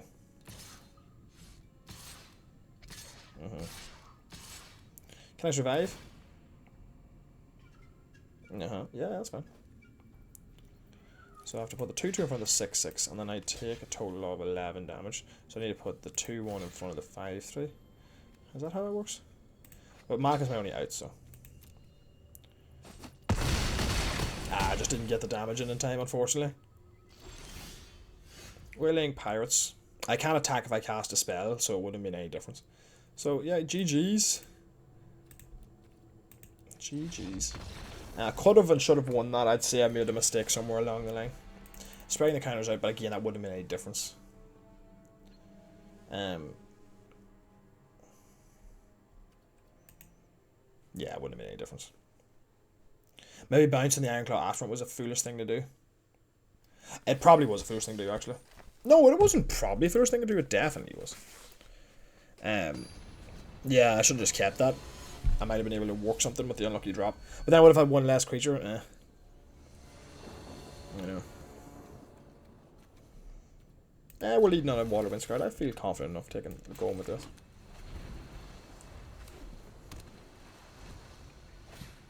Well, that's composed of Dawn. I don't know.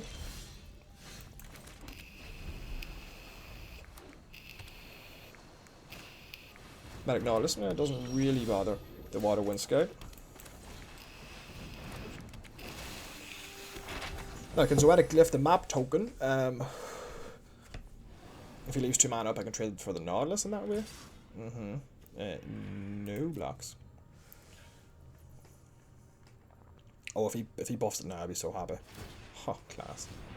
Okay, good. Now, Plains would be brilliant here. Plains lets me go Miner's Guidewing. Unfortunately not. So I guess we Zoetic Glyph. And hit for 7.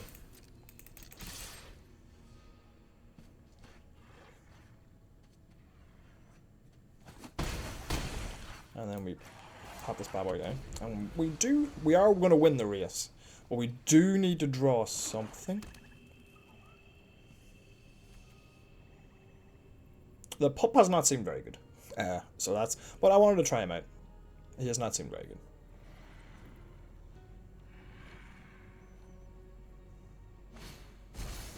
So it's a loss, 3-4. Okay, nice, nice. Getting into it, yeah, good. Perfect. Now, what's the play? I'm pretty sure the play is Aspirin, right?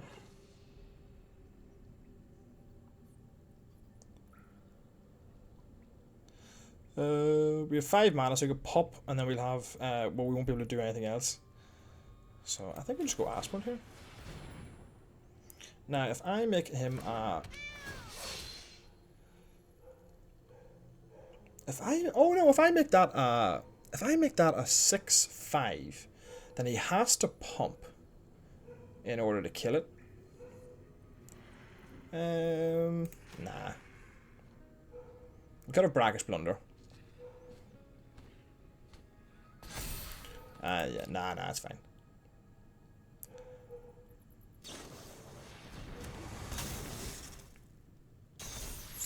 Get in for 3.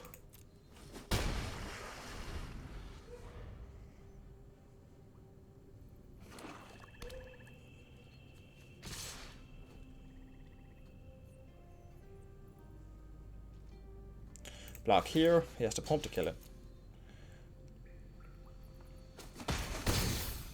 I take 3.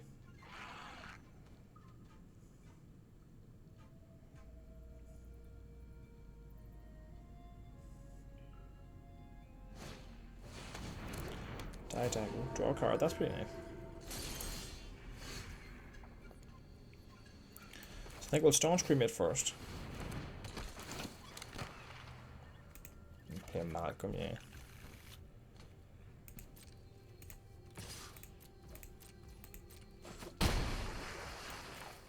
Play the Guidewing. Play Malcolm. And now we are threatening lethal more or less next turn. Okay, now he can hit me for Open Siren. Okay, that's a pretty nice one. You can craft the Lodestone Needle. Okay.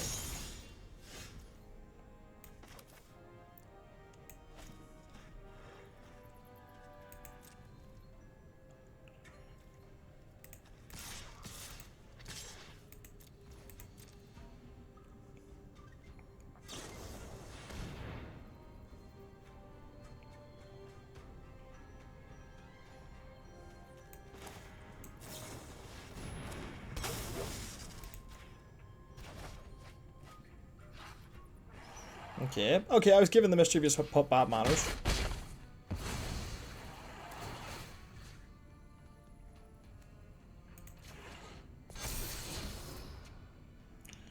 And then, is a Tinker's Tote good for me? Because he's going to draw a card, and then I'm going to be forced to discard a card. No. I can use it to gain life.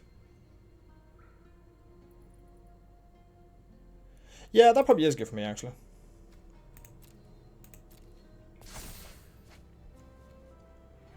Discard the Vanguard. Okay, the Scout back down. Create the map token. Because the token helps me survive. It's good. It gives me lifelink. Or it gives me extra life. Okay, so I can Lodestone Needle with less creatures he control explore. I think the Tinker's Tote was the right play. So he gets rid of that. That's fine. Spends 5 mana to do that, though.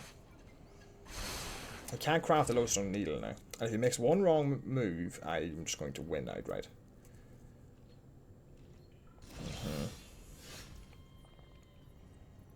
I have 6 mana in total, right?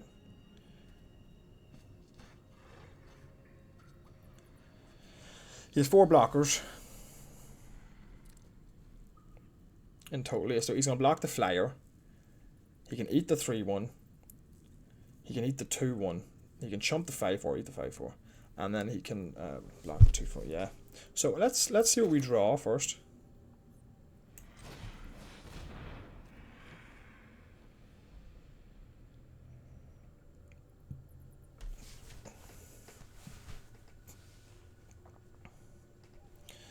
Now where should I explore is the question.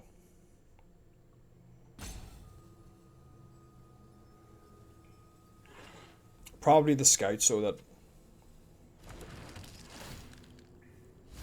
That's good for me. Okay.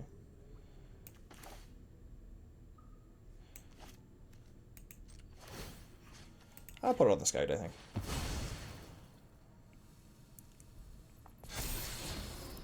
Done. That's a nice draw. Next. So I send the scout. And I send the 5-4. And I just leave the other guys back. Because I get to discover 3 if he kills this. So yeah, so I'm going to eat that. 1-4. Yeah, that's fine.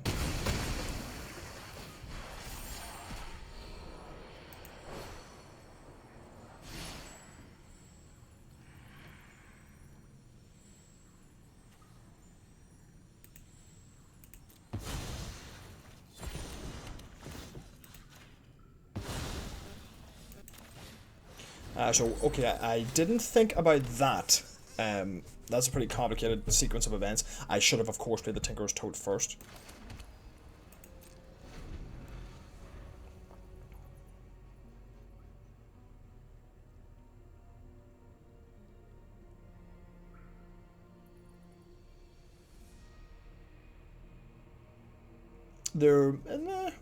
Yeah, so I should play the Tinker's Toad first, obviously, if, thinking about the Dusk Rose Reliquary.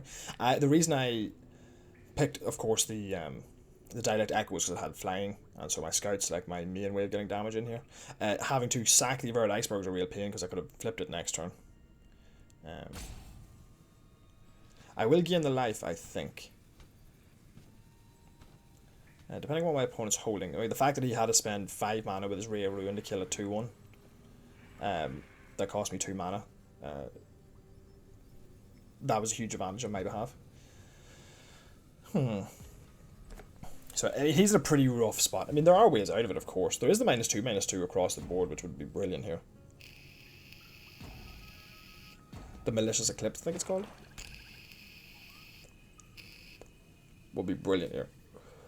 So he's going to Lodestone Needle, which turns into the thing that lets him explore, right? If that's what he's doing with his mana, feeling pretty good.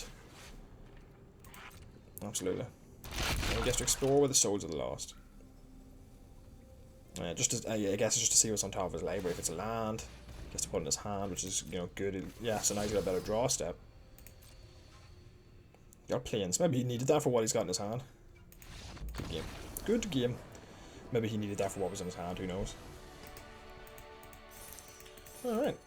So what we're sitting on is a 5-2 now? I think we went 4 wins, then we lost 2, now we're up to 5, isn't that right? We lost to a better version of our deck, and then I think a worse version of our deck that just managed to stabilize better than we did. Had a better late game than us. We're sort of straddling the line between being the Artifacts deck and being the Flyers deck.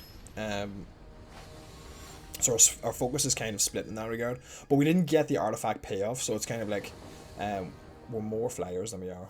The opponent goes first, yeah, but look at this hand.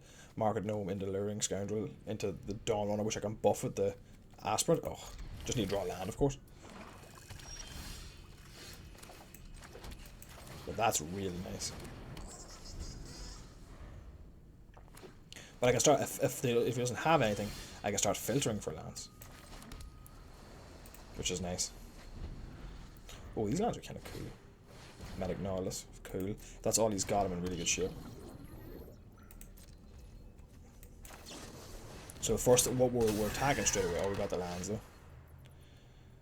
Okay, so do we... Now we're going to play Dawn Runner next, so next... Scoundrel, 1 attack. Draw a card, then discard a card. I guess we'll discard Island, Smite 1. Then Dawn Runner. Hopefully explores into a non-land card. Okay, do I want that 2-2 next turn? Not really. We'll bottom that, I think. I want 4 mana next turn. Yeah, I do. Bottom that. It's a good card. No, this is kind of shutting it down.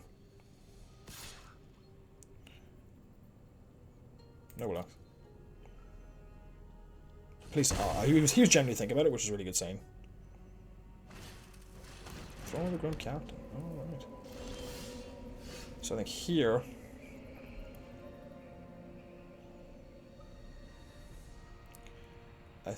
we aspirant onto the Dawn Runner.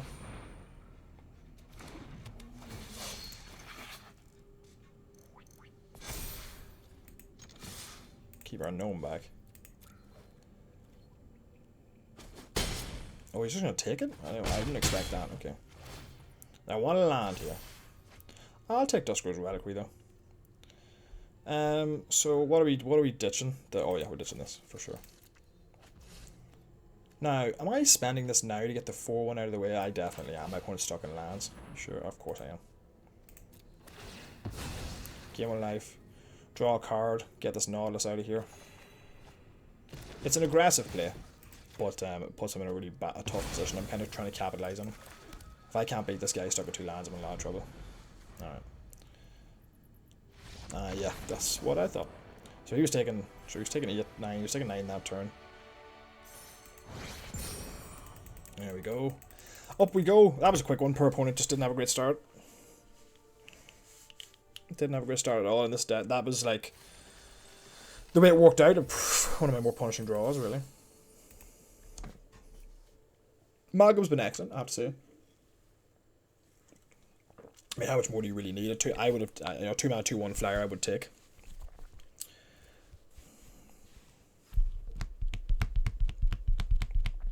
I suppose we lost to the Glyph Bridge, so that's not anything to feel sad about. That was kind of... we didn't have much way out of that one. And then we just lost to a better version of our own deck that was piloted by somebody who was worse than we were. But who played, obviously quite new, played very cautiously. I go first. Yeah. Yeah. I'm always happy to see these Cloud Guards. I'm always happy to see these Cloud Guards. I like this deck. We'll just start off with this, get our card draw going. Yeah, there we go, drawing to Malcolm. Beautiful.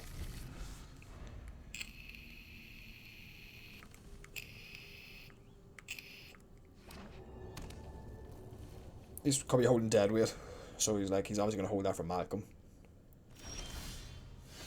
I am going to get all in. I'm actually not going to play Malcolm now, because I think he's going to Deadweight. So I'm just going to play the Scout. Is that a better exchange for him? Yeah, because it means I can spend my mana better as well.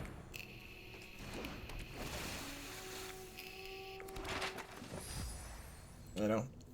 Okay, he's got Bitter Triumph, most likely. No, he's cycling. Okay. So we're in a pretty strong position here at the moment, because we can go 2-drop into 3-drop into 2 2-drops. Both of which are very strong. I mean, realistically, I would want to keep mana up for the Vanguard of those. Say, he's thinking about Deadweight, is it? Yeah. Could have Brackish Blunder now. So, first of all, we'll just get in. And then I'll play the Vanguard of the Rose. And then end turn. And technically we can save the Vanguard of the Rose if we need to. If he tries to kill it. Now we just play Malcolm. He could just kill it in response, but like I'm not playing around anything like that. You know, he can kill the Vanguard of the Rose in response, that's fine. My next play is I have 3-2 and a 1-1. 3-2 flyer and a 1-1. Like he's he got Bitter Triumph, Join the Dead. Probably Join the Dead, yeah. So Malcolm's dead, fair. Now we will we'll play this land for now. We'll get in. Play the 3-2 flyer. Yeah, 1-1. Probably should have explored there. But I'm not averse to keep it. Okay, so I've got a 6-4 that I can't really deal with.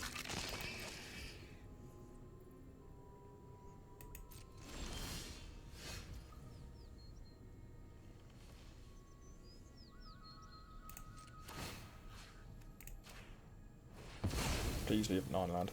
Ah, boo. Okay.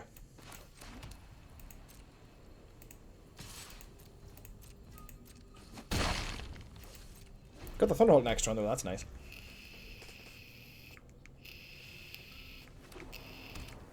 We go back stabilize pretty well there.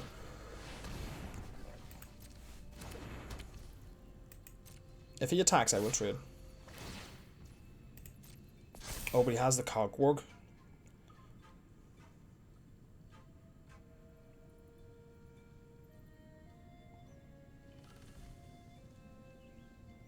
So, if he Cogworks one of them...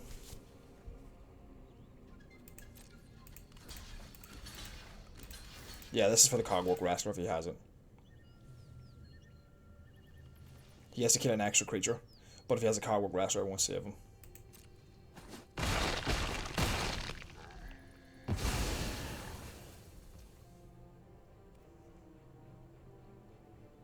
Is the extra point of damage worth it?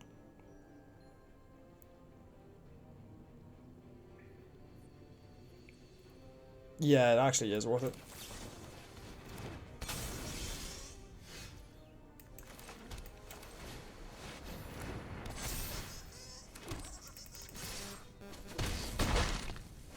It changes the clock, because that puts the clock at, was that now 6, 7, 8, 9, 10, yeah.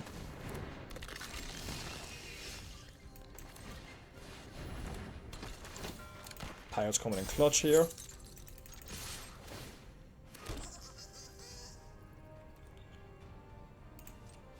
I believe this is lethal, if I check my math correctly.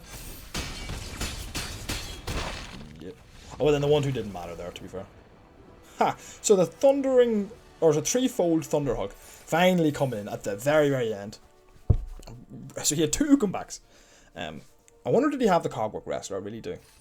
Because if he did, that's the play that like would have lost me or won me the game if I played that Cogwork Wrestler or not. Or sorry, if I didn't block with 3 creatures there. So, second trophy of the set. My first one was with Blue-Eyed as well, I believe.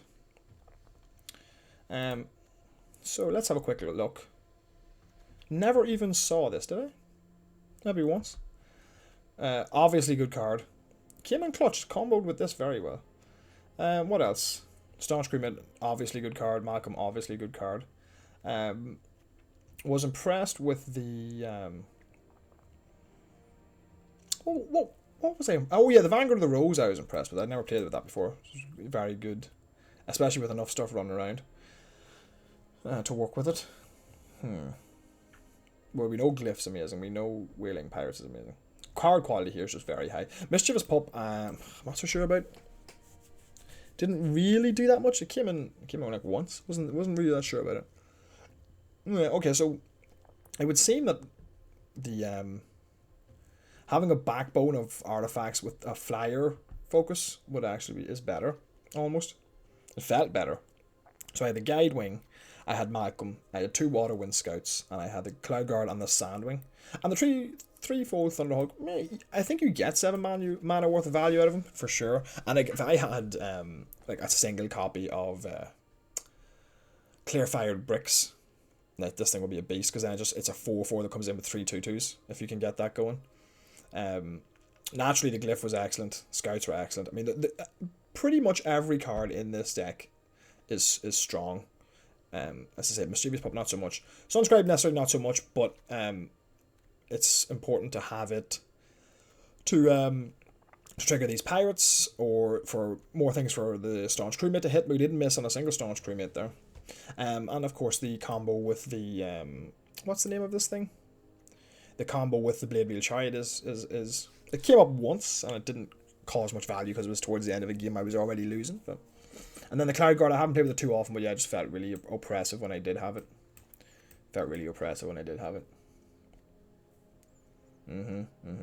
Unlucky drops are solid. I'm glad I played the second one of that over the Deconstruction Hammer. Would that have made a much difference? Could have killed the Unstable Drawbridge if I had it, but even then I wasn't winning that game even if he didn't have a 5/3 flyer, so glad I didn't play. I'm glad I didn't play the Puzzle Door. Puzzle Door needs to be in the slower ones.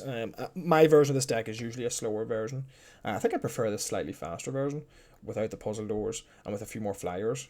You know, so I went for like a Miner's Guide Wing. And the Kinjali's Dawn Runner here instead of maybe playing something more artifact centric. And I think that's it's a better version. Normally I would try and just have all artifacts. But we had, what do we have here? We had 8 artifacts in total. And then the Cloud Guard made 1. So that's 9 artifacts.